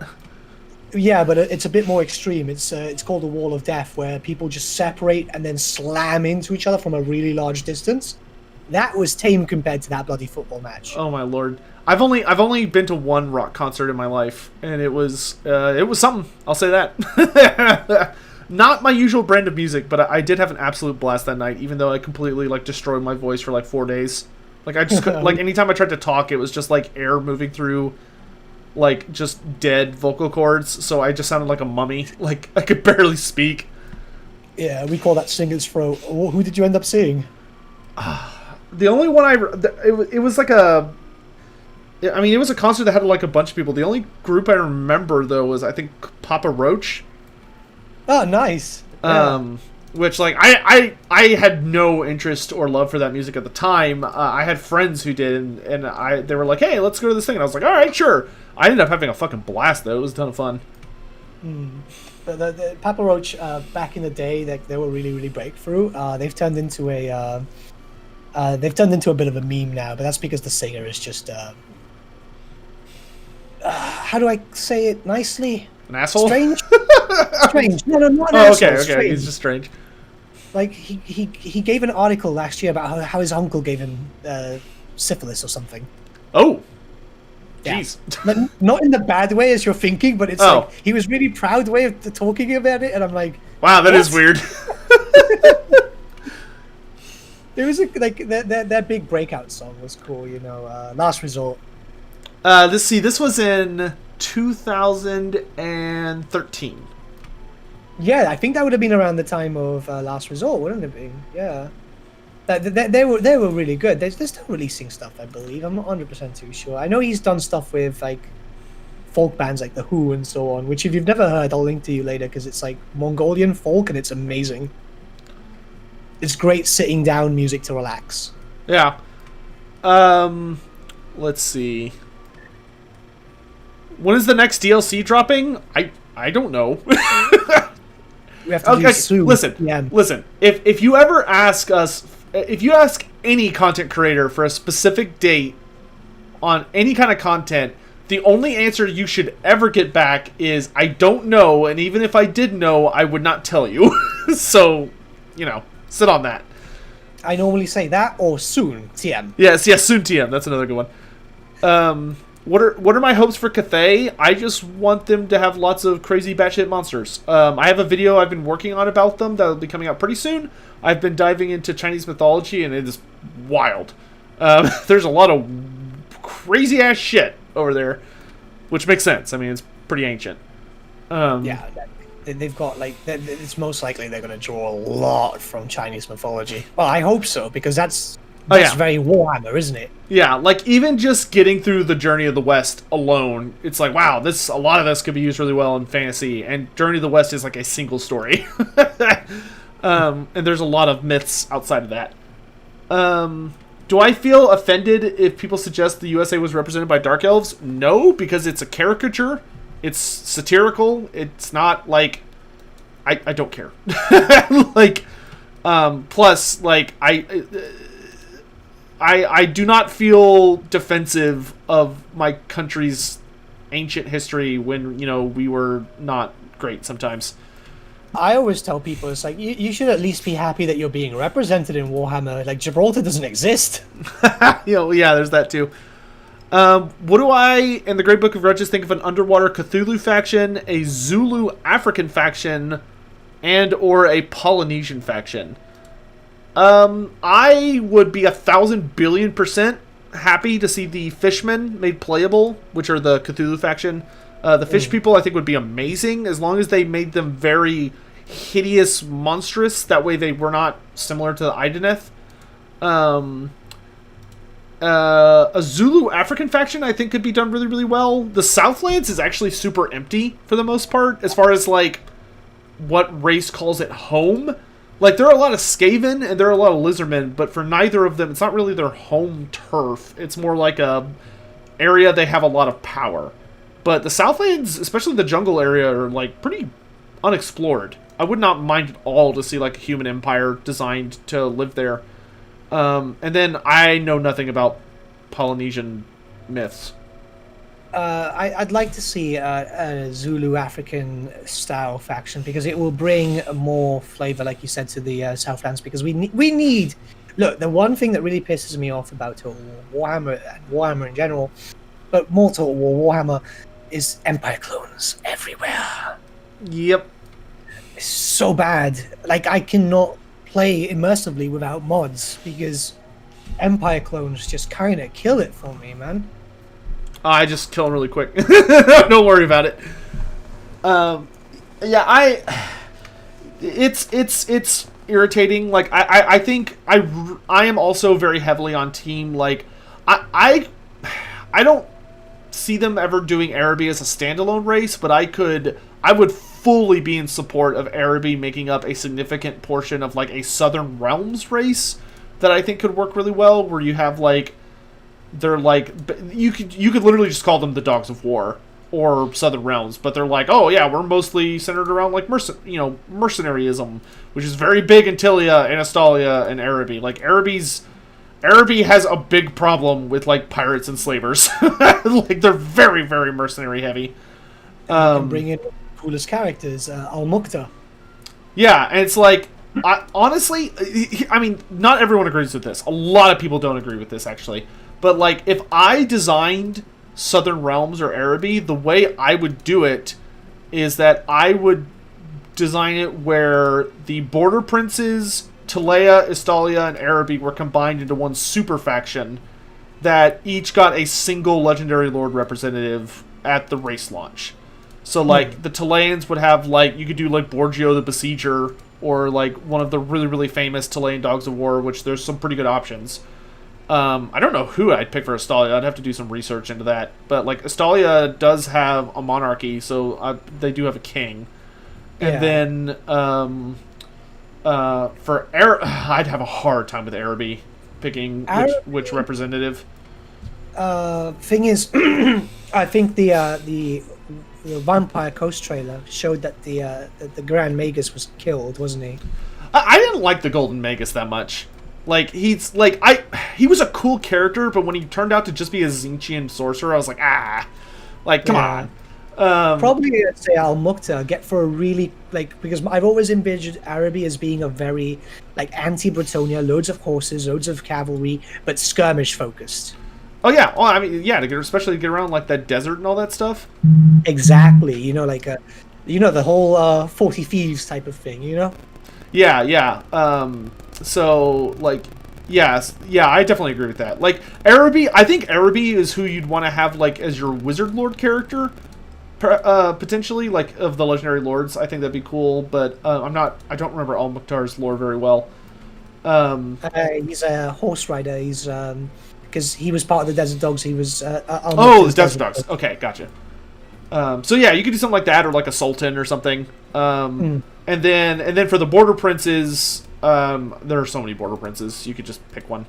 I quite like Strigoi, the guy who's actually the good guy. You know? Yeah, I feel, yeah, dude, that would be wild if like a Southern Realms faction that was that varied, where you have like a sympathetic vampiric character. In addition to, it'd be like the reverse of the Vampire Coast, where you have one undead character and 3 living ones. Yeah, that was actually, that's very true. That'd be really cool, to be honest. I'd really like that. Yeah, for Araby, the thing you want for Araby are the Camel Knights. The Camel Cav that existed in War Master were actually really cool. Yeah. But like Araby actually has more than a lot of people think it does, because they were playable in War Master. So they actually had a roster that you could draw a lot of stuff from. Though, personally for me, I think the Jin should be reinterpreted. I think if you were going to go with the Jin, instead of going with the classic version from the old days where they were just demons that were like contained, or they were like really basic elementals, I would actually use the incarnate elementals from the Monstrous Arcanum as their Jin. So give them like the incarnate elemental of fire, the incarnate elemental of beast, the incarnate elemental of death, where they have like the manifested horrifying giant monster critter that represents one of the 8 lores of magic, and just over the course of a DLC or an update or two, give them like all 8. I think that would be, and that could be the monster for those factions, because the Border Princes, Estalia and Tilia do not have monsters. Like, they're just they're just guys. I really like that idea, because rather than enslaving the demons, they're technically like enslaving like the winds of magic themselves. Yeah, which is much less prone to backfiring, but also still super dangerous, and you probably shouldn't do it. Yeah. But definitely. The Arabians have never given a shit about that. They do what they want. The reason, and I told this to a few people, because I was talking to a friend of mine, because obviously early Araby lore was done very racist, you know? Well, if you compare it to like the stuff, because obviously they tried to do Arabian Nights, but I think they did it a little too much like the intro song from Aladdin, which got cut for obvious reasons. Exactly. And not enough like the rest of the movie. Yeah. So what I said is, like, the reason why I want Araby so much is because of their importance on how they were such a powerhouse early on, because obviously they practically took over Tilia and Estalia, and it required Tilia, Estalia, Bretonia, and the Empire to beat them back. That's why I find them so impressive. Sultan Jafar, dude. What a badass. Jafar would be evil cool. Evil as sin, but a badass. He was done very well in the OVN mod. Like, really, really well. Yeah, honestly, if they resurrected him, I would not complain at all. Like, if they brought him back. Even though, I don't know, he'd be weird to make work, because it's like he was a Tzeentch conspirator. Like, he worked with Kairos Fateweaver, of all people. and he had Skaven allies. Like that dude was up to his shoulder in a lot of shit. Yeah. I mean, they could just write him out or change him around a bit, because obviously, like, Rapunzel's is here, and she should be long dead at That's this true. point. I would love for him to be, like, I wouldn't mind at all if they brought back Sultan Jafar or made a character similar to him, but, like, I would like Araby more if they separated him a little bit from Tzeentch. Like, still make them have enough of a Chaos influence where they turned out super neutral, but get rid of a lot of, like, the pure Tzeentchian cultism. Yeah, definitely. Like, if anything, I would love it if, like, when they add in the demon or the Tzeentch monogod faction in Warhammer 3, maybe make it where Araby has, like, a particular vulnerability to it. Like, maybe if there's, like, a corruption mechanic, or maybe make it where Araby has, like, a higher chance through some of their actions or abilities to build up chaos corruption because they're dabbling in dark magic. But I would not want them to just be, like, purely Tzeentch cultists. I think that's dumb. Yeah, it would just be too, we expect it, type of thing. Yeah, I think if any culture would have enough going on to be like, we can fit in, like, a secret Tzeentchian cult, it would be Cathay. Like, that makes sense. Very heavily. Yeah, it's like, they're a great standalone faction. They got plenty of territory where you can have a Tzeentch cult and you're not, like, taking away from the actual faction itself. And, like, it's great. But I don't think you could do that with Araby now, based on, like, how much shit there's already going on there. Yeah, you need them to just be established as their own thing, because, like, we've already got a big evil down there, because Arkin, and eventually we'll probably see Nagash, I'm assuming, so... Yeah. We've got the evil there, we need something more neutral. Yeah, and plus, like, I do not see Games Workshop, like, I don't mean this... I could not see Games Workshop making an evil Arabic faction nowadays. I think they would be like, oh no, we're not touching that with like a 20-foot pole. To be very careful. Yeah. This day and age. Yeah, it's like neutral or good. I think they could get away with, but I think if they made them like chaos evil cultists, I do not think they would get away with that at all. I said in a video in regards to Cathay in the future, I was like, I want them to establish Cathay as a Warhammer race, not a very obvious like good faction, because obviously from what we kind of know, like from the games, was it Games Planet that did an interview with CA? It's like it was oh god, I know who you're talking about. Yeah, so we've got the two good factions, Cathay and Kislev, but the thing why I always love like the Empire is like, yes, they're a good faction, but they're more morally grey, if you cough in a certain way, it's like, oh, well, Nurgle, right, we're going to burn down this town, Yeah. I don't think they'd be doing Cathay justice at all if they made them pure good guy. Like nobody likes Mary Sue. Yeah, well, in Warhammer, it's boring. You don't want to be the pure good guy. That sucks. You don't really get to enjoy it if you're a pure good guy. Exactly. It's very disappointing if that would be the case. And I have faith because like the interview that GW gave themselves with Andy Hall and I believe the other guy was called Tom, but I might be wrong here.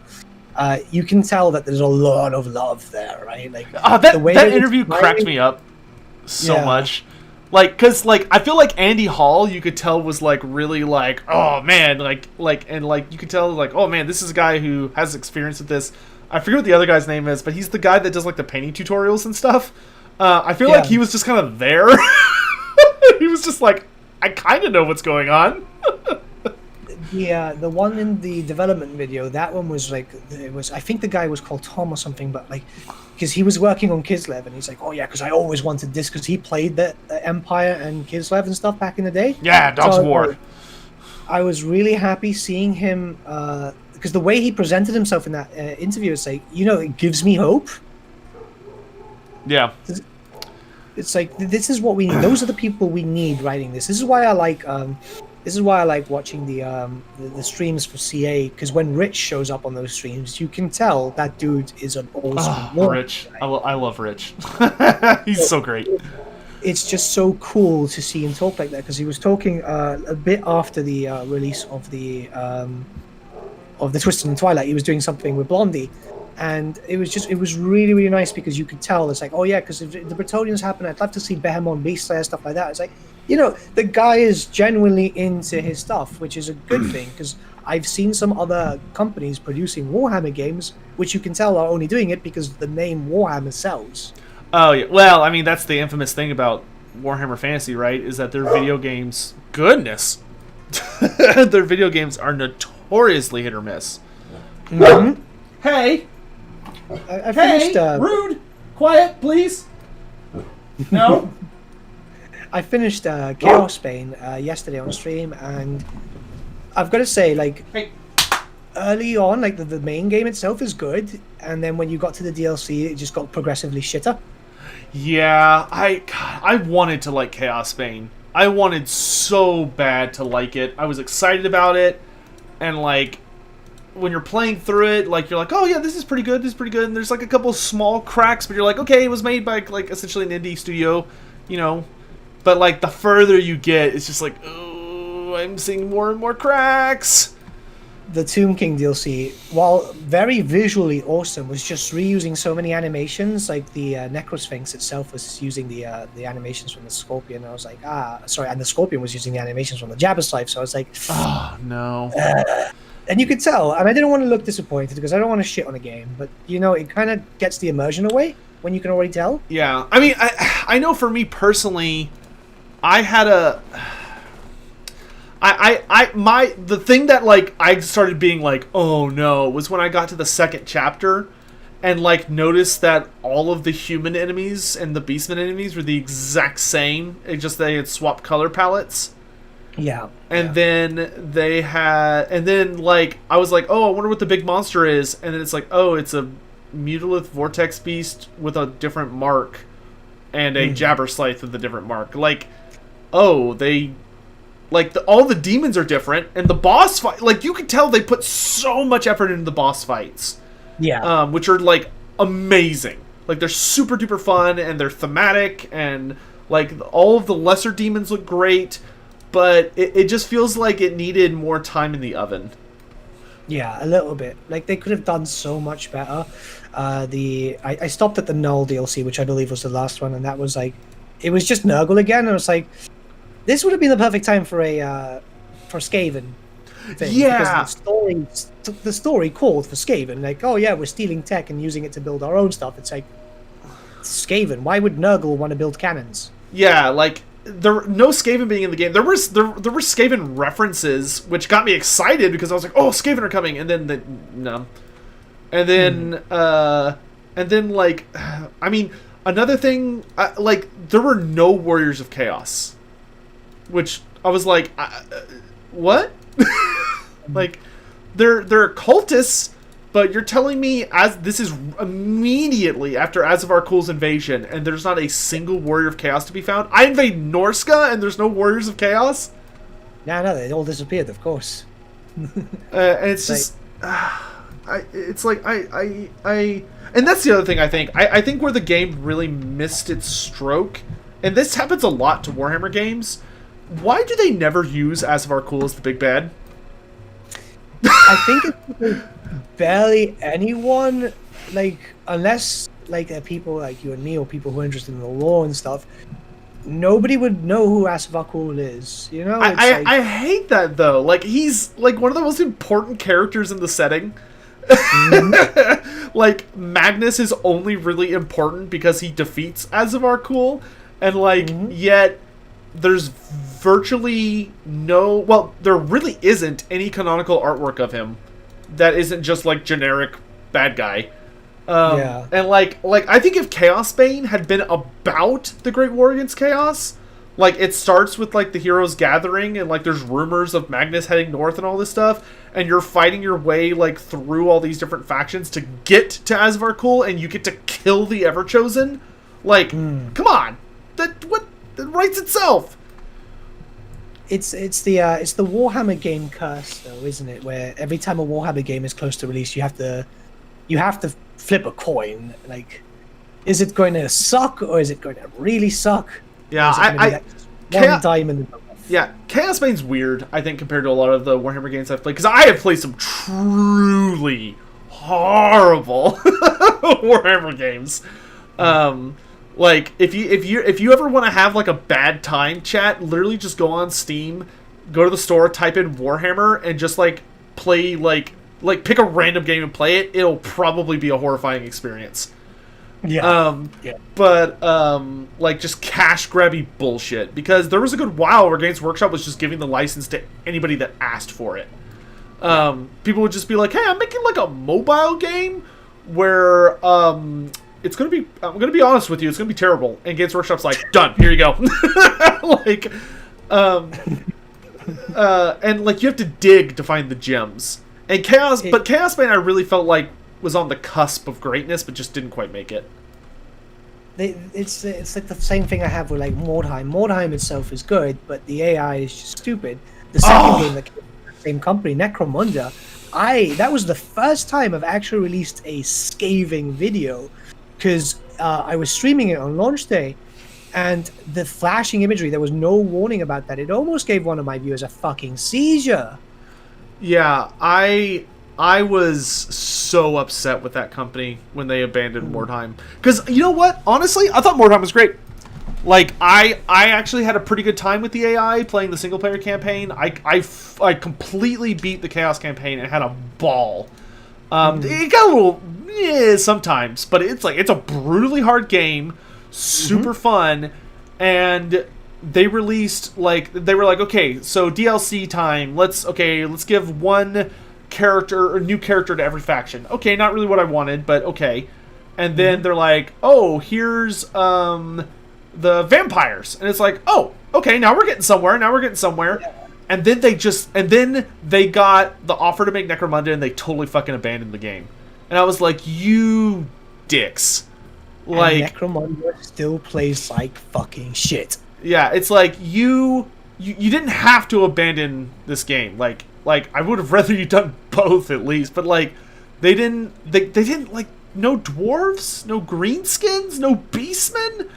I was really hoping that we'd actually see from the supplement the Bretonian one, right? Because I always loved the idea of the Bretonian one. Dude, with how crazy that game is, like adding like the Bretonians were fantastic, but like the knights could actually ride horses, which introduced some really serious issues. And exactly. Like, oh, do I dismount to go inside this house and like all this shit? And like they just now when Mordheim started picking up speed again, because prior to Necromunda's launch, myself and a bunch of other streamers started streaming Mordheim again. Yeah, of course. The way it goes, right? Yeah, no, I always loved Mordheim, and Legend threw me a bunch of hosts in regards to that too, and it was quite well. Like, a lot of people started going onto the Necromunda chat and saying to the devs, "Oh, when are you going to do? Would you ever do a Mordheim 2?" And that was a little bit after the release of Necromunda, and I saw that message. I fucking joked. I went, "Ha! So they're going to abandon Necromunda for Mordheim 2, and then just abandon Mordheim 2 for Necromunda 2? Is that what we're getting at?" Yeah, I definitely felt burned by I can't remember the name of the developer. Was it Focus Interactive? That's the publisher, isn't it? That's the publisher. I can't remember who the dev is, but I definitely felt super burned by that game. Yeah, especially since we as Warhammer Fantasy fans, right? We are fucking starved of stuff, because 40k gets a shit ton of games, right? And they've been getting a lot of good ones, like Gladius is really fun. I really enjoy that. I need to play that. I keep getting like invitations by the devs, and it just keeps getting pushed down my calendar. Oh, they've already confirmed they're working on new factions. I would honestly recommend it, man. You might really like it, because it's basically Civ, but Warhammer 40k. I mean, I trust your opinion. I'll give it a try. I mean, they got Tyranids, right? Yeah, they got Nids, and they play really, really fun because you can eat the planet. Yeah, Fat Shark is Fat Shark. I like Fat Shark, but at the same time, guys, like I wouldn't give them too much grief this year. There's a lot of shit because of COVID. Like, I've talked to a lot of devs, and like the amount of them that I don't think a lot of us understand, that they went from being able to work to not being able to work. Not working slowly, not working. So, like, because a lot of these companies don't, a lot of their, how do I say this? Or, a lot of their developers do not have home PCs, or don't have home PCs that can handle the development of the game they're working on. So when all of a sudden COVID hits and they get all sent home and told to work from home, they can't. And you add on to that the shortage of like graphics cards and like computer components going on right now, which has been going on for a year. So like you just like if you need to buy bits to make a new good computer, it's really hard right now. Yeah, definitely. And like a lot of companies just weren't able. Like Fat Shark, I do not think was big enough to survive that hit, just like completely screwing them over for almost a year. I had a lot of fallback when I was talking about the Twist in the Twilight, because they're like, oh yeah, because this, because that, because it's taking so long for a DLC. It's like, guys, working from home is not easy. Like I myself have not been working from home because I'm frontline, but like I know people who've been working from home and they find it very difficult, especially if they're working with a large team, because you know, internet issues, this, that, the other, it all pops up, doesn't it? Yeah. Well, plus it's like, you know, it wasn't really that long compared to the usual. Like I know we like to meme about it, but Total War Warhammer fans really gotta chill when it comes to the DLCs. Oh, yeah. Like, dude, like just if it's over like 7 months, okay, we can start to get worried.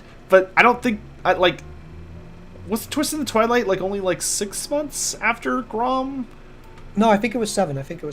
Okay, well, if it gets past that, then yeah, COVID, come on, like, yeah, people get their panties in a bunch really easily. The thing is, and I can easily admit it, like we Warhammer fans are very ravenous, right? Like we want something, we want it now, and it's a bit of a shame because like I was saying to people in regards to Fates Divided, like. You know, Free Kingdoms might not be everyone's cup of tea, but let them have their day. Yeah, same thing with Troy. Like, yeah, I do not allow that shit. Like, if someone comes in and they just start, like, shit talking, they're like, oh, fuck. It's like, don't stop. Those people worked hard on that. Leave them alone. And, like, so some people like it. Like, that's fine. Yeah. I enjoy it myself, personally. I enjoy... There's a campaign I'm running, which I have to roll back, because obviously the new DLC kind of breaks mods. But like there was a campaign that I had a mod and I was playing as Han Sui, and it puts you at fighting both the Yellow Turbans and the Han at the same time, so you're kind of stuck in the middle, and you know, that's cool. I was telling people, like, look, let them have their day, because our day is coming. We know that Total War Warhammer 3 is coming this year. We're going to have another year of us basically dominating, where we have dominated for the past 5. Yeah. It's like we have to be considerate. To address, I don't think the Total War Warhammer community is toxic. I generally don't. I think it has some toxic elements, but I think the majority of the community has been pretty chill and like is patient. And they don't talk a lot. I mean, yes, there are loud toxic parts of the community, but I think for the most part, the community is pretty appreciative and patient compared to a lot of gaming communities. You know, we're not a multiplayer community, which those have a lot of problems. Like, you know, like League of Legends. And like, I'm not going to call out any particular names, but I have seen the Total War Western historical community over the last few years, and those guys need to chill the fuck out. Yeah. Like, the way they talk about CA because of fantasy and 3K is horrid. Mm-hmm. I mean, look, CA are doing wonderful things, and we know that they're pushing for stuff, and eventually stuff will come out and stuff like that. You know, like we just have to be patient. It's not going to be all Warhammer for the rest of the time. As much as it should be. Yeah, as much as we want that, we can pretty much be certain there's another historical. Is that Palooka in chat? Oh my gosh, Palooka, how are you doing, brother? It's good to see you. It's just the case that we just have to be, because I'll be very honest. I was introduced through through the historicals, and I want to see another historical too. I'm a Total War Warhammer YouTuber, but I want to see historicals. Yeah, like 3K wasn't for me in particular. I really appreciated the systems the game had, but I just really couldn't get into it. But like, I appreciate it for what it is, and I'm glad those fans have it.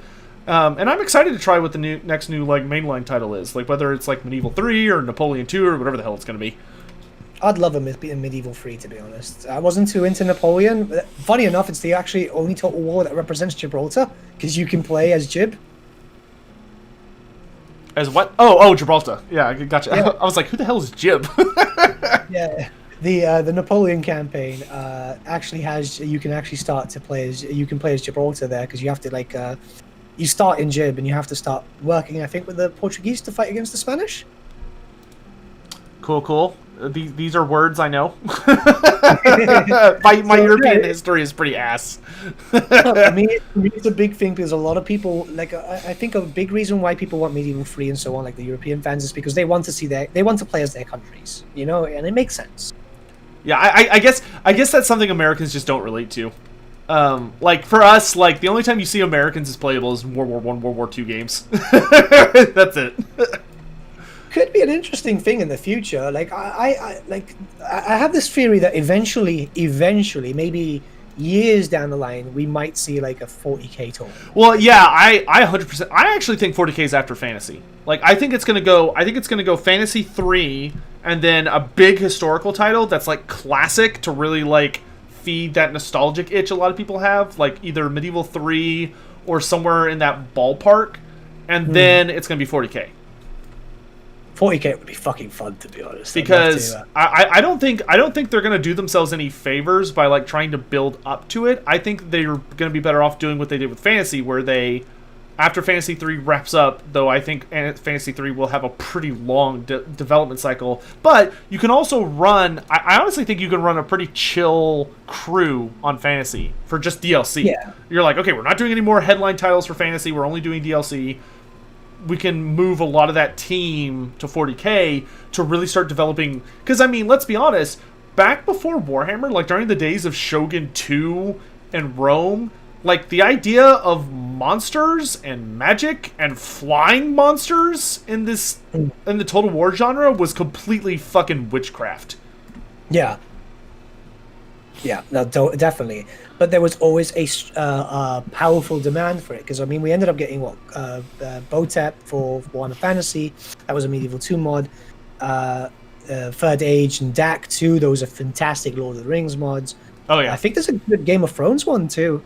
That's the one bad thing about the Total War series is how the Total War Warhammer series is how like much of a death grip they have on the modding scene. Like at least they're supporting it. At least they didn't just shoot it in the head. But man, is it tightly wound up. Like I actually. Oh, sorry. Go ahead. No, Karen.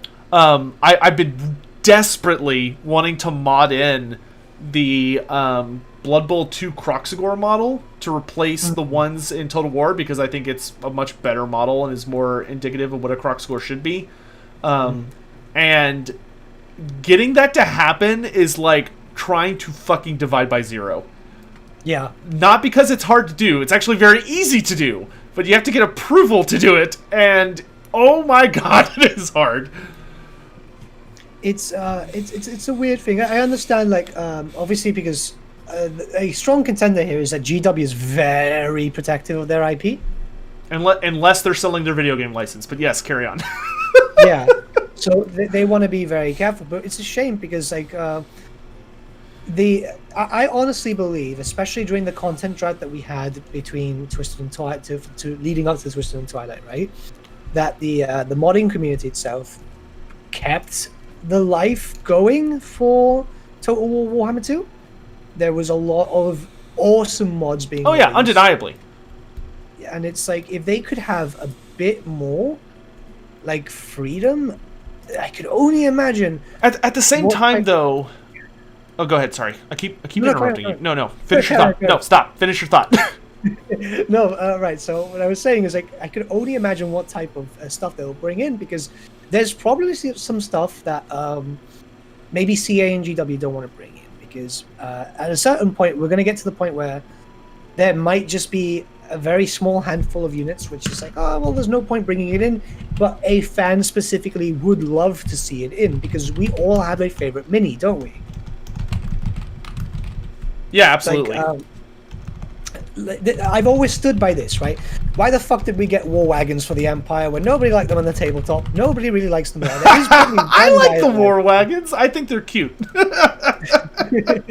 Okay. I'll put it. Sorry, I'll rephrase that. The normal war wagons I think are stupid, but I actually really like the mortar version and the Hellblaster version. Yeah, those are the better ones. So it's just there could be some other ones that could be brought in. And in reference to what was happening in the chat, yeah. So Xenon is a modder. He's very, very active on my Discord server. I wanted to do a bit of a meme about bringing in the not Skaven. Sorry, I've got the rats in the brain. The Greenskin cheerleaders into Total War for a little bit of a meme video. I spoke to CA and they said, yeah, it's cool as long as it's not done with like overly sexual. Like, 'cause, you know, I don't know how you can sexualize a Greenskin. I don't know. Have you seen the Blood Bowl 2 cheerleaders for Greenskins? Well, those are the ones I want to bring in. You know, dude, those boob physics are serious. Like. It's for a bit of a meme thing. I just wanted to do something really funny because like every now and then I like to do like a bit of a comedy video. Like I did the Order Tide one with a few creative friends, or the Skaven Amazon Alexa one, because you know having a laugh every now and then is very important, especially the weird year and a bit that we're having so far. You know, we're just being stuck at home. It's a very depressing thing. Like I tell you what, right? Like. My channel boomed this year, right? Because like I was at 2K subs for a long, long time. Well, yeah, because you've been putting out like absolutely fucking amazing content, so you know that adds up. But like I would be very, very honest and thank you, mate. Like were it not for having a laugh every now and then, or being able to do all this stuff, I would have lost my absolute fucking mind. Like I'm a very social guy. I like to go to concerts. I play in metal bands, man. I've not been able to go to the gym for a while and stuff, and so I feel like laughing is kind of important, which is why I do like my streams too, because I'm not a good player. I know I'm not a good player, but people have a laugh at it and they joke and it's important. Like this is a good thing. It's very good that the majority of the Total War Warhammer creators like yourself and so on was so active with the community. Well, yeah, and that is definitely our for the Total War Warhammer community. That is our golden goose. Is community interaction. And it helps that a lot of us creators are friends too, you know, like Spartacus, lovely dude, you know, Legend, absolute sweetheart. So we've been very lucky that we've got a tight-knit community, and we're so free to be able to like collab and joke about and have conversations and so on, because it helps with us, because a lot of our viewers would be the same, so it keeps us all linked and it keeps people you know, happy, which is it's an important thing, because like the mental state, especially now, is just very strange. Oh yeah, I absolutely agree. Well, I mean, yeah, it sucks. It has super sucked. I mean, even for me personally, there's been kind of not a wedge, but there's definitely a gap between me and the multiplayer community now. Just because of COVID, I couldn't travel for the Everchosens. So, you know, we just did them really simply with just turn in Italian, because they could just meet at their apartment. And we were basically just running it like hobo version. And so, like, my interaction with those was very fleeting, like, you know, just minor promotion and stuff. So I got so wrapped up in other things. And of course, I think a lot of people this year have been struggling with like depression and anxiety and a bunch of other stuff because of the horrifyingly deadly pandemic that you can't see going around, and a lot of people are being really stupid about it. And it also has changed the way humanity functions for at minimum a year, and we're getting past that. It's even like A, we're getting past it in that we're growing out of it, hopefully, with the vaccine, but B, like, you know, it's not over yet, and it's been over a year. So I get what I get what you're saying.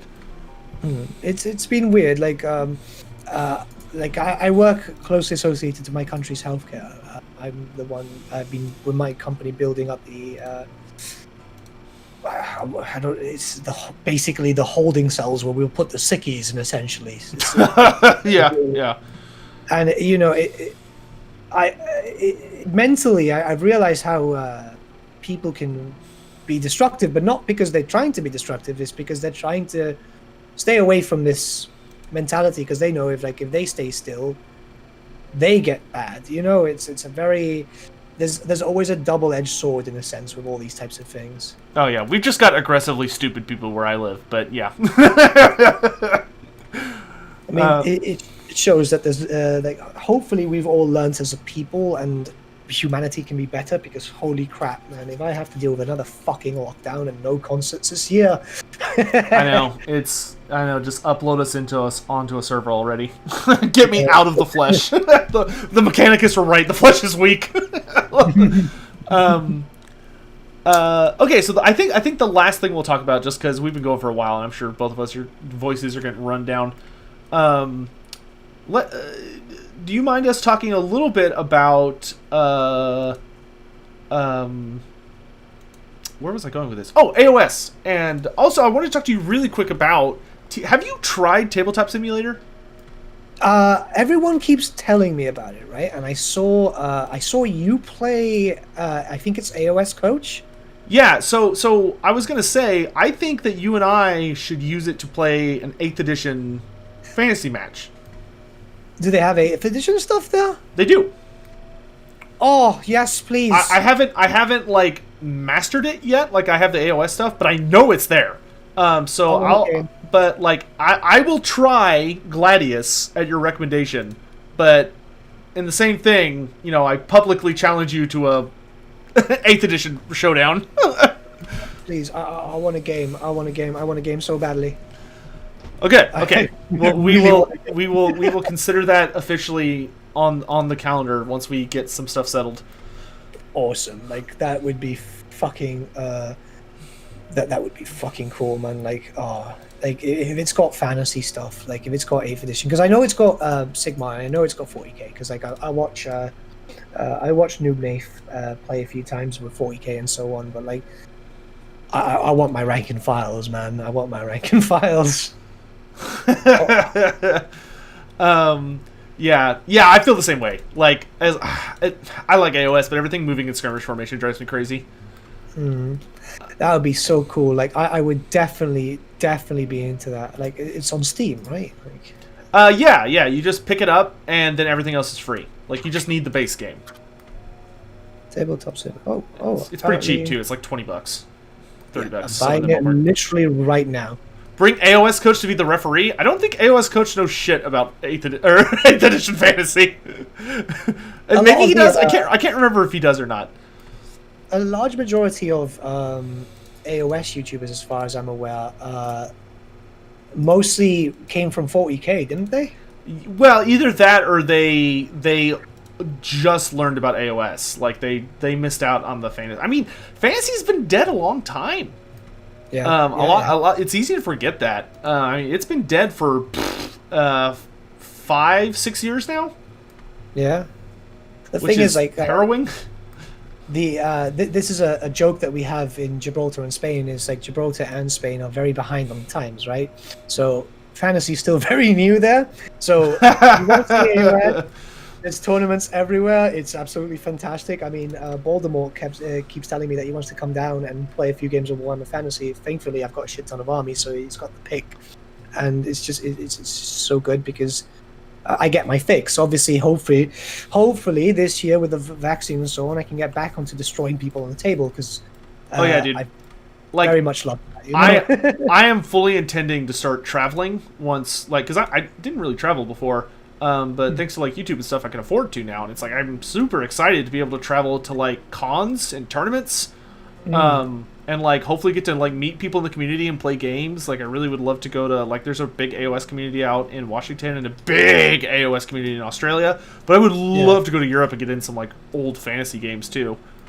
Dude, there is a absolutely massive 6th edition tournament every year in Poland, right? It's run by the guys in Old World Lives, and it is awesome. I don't know if I could play 6th edition with a straight face. Well, we've got a big grand tournament in the UK known as Triple Crown for Warhammer Fantasy 2. That's 8th edition. There's a lot of different events.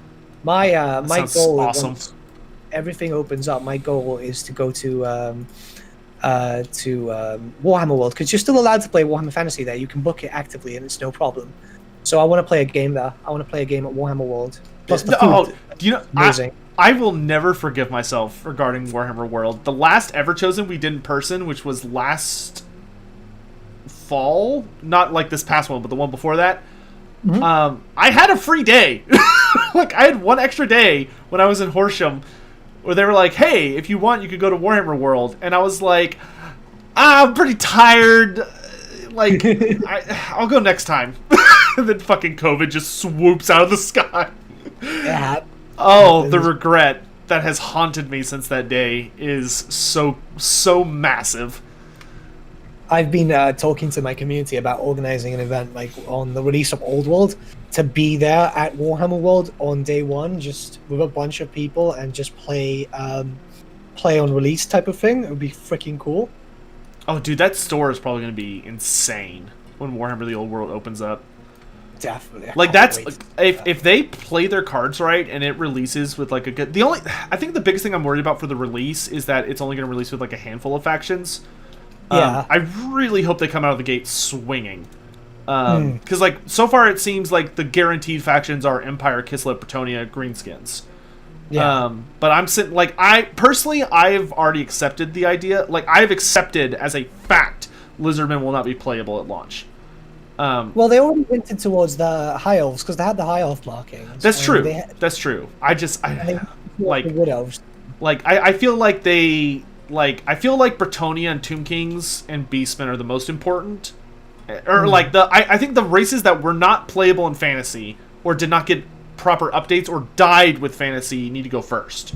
So like Tomb Kings, actual Wood Elves, Bretonnia, Kislev, like those need to be the main launchers because that's I think where all the love is going to be. And I'd be totally happy playing Tomb Kings for a while. Like, oh dude, I can't. Dude, there's going to be a new Cetra model and I'm just like, oh my god. It's going to be so good. Plus, it would make a really good thematic box if there was a starter kit, like multiple starter kits. Bretonnia versus Tomb Kings would fit thematically. Oh yeah, well that would be the best way. Like to just come out like with 3 or 4 or 5 starter boxes that just have like, okay, here's your starting armies, and we'll release the ranges later. Like I would be okay with that. Definitely, it would just be so freaking good. Plus, like, I don't know anyone that does not have people around them that they could probably... Well, those models are probably going to be worth a fortune right after the game opens because the buyer's market is going to be way higher than supply, especially because of scalpers, unfortunately. But it's going to be exciting. All right, dude. We've been talking now for 3 hours? No, 4 hours. So we should probably stop. And I'll talk to you about some stuff after the stream. But do you have any closing thoughts? No. Like this was really, really fun. It's great to talk tabletop again. Like I don't really get this much. Like you said, there's not a lot of us YouTubers that are like from a background of Warhammer Fantasy tabletop. So I don't really get this as often. So this was very, very good. Like I needed this. I think I really needed this. Can I address this just lightly? Bricky Orchid 8 seems like a nice dude. He doesn't know anything about fantasy, but seems interested. Any chance you two would say hi on a stream? Like, is he a person here in the stream? In which case, hello, Bricky Orchid. Hello. Where was that? That was just a random question in the YouTube chat. Are there Lizardman cheerleaders? If you play Blood Bowl 1, every single race had unique cheerleaders, and they're hilarious. So, yes, there were skink cheerleaders. They did backflips. I love them. And they had... Oh, God. God, stop distracting me, chat. This is the last thing I'm going to talk about. They had those... I don't know if you have these where you live, but there's these sticks that have, like... You rotate them, and they make, like, a grindy noise when they spin. And you use them at, like, sporting events. Because they're super loud and obnoxious. You just spin them really fast, and they're like, grrr, and if you have a whole bunch of them, they just make a racket. Can't say I do. We have what we have to make our noise in Gibraltar are Gibraltarian vocal cords. But very loud people. for anyone in chat that knows what I'm talking about, the Skink Priest characters in Blood Bowl use those, which are hilarious.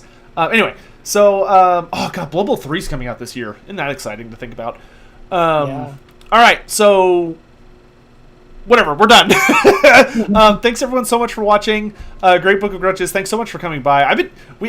This was a stupid amount of fun. I know we've been wanting to do this for months, and I'm glad we finally got around to it. Definitely. This was really, really cool, man. So chat, thank you all very, very much for joining us. Hopefully we'll get to do this again another day. And clackers, maybe that's what they were called. No, not a vuvuzela. Definitely not a vuvuzela. I don't have any other things on my mind, so we will catch you guys next time. Thanks so much for watching. Hope you all have a safe evening, morning, afternoon, wherever you are in the world. And I hope you guys enjoyed this. And, yep, see you around. Bye.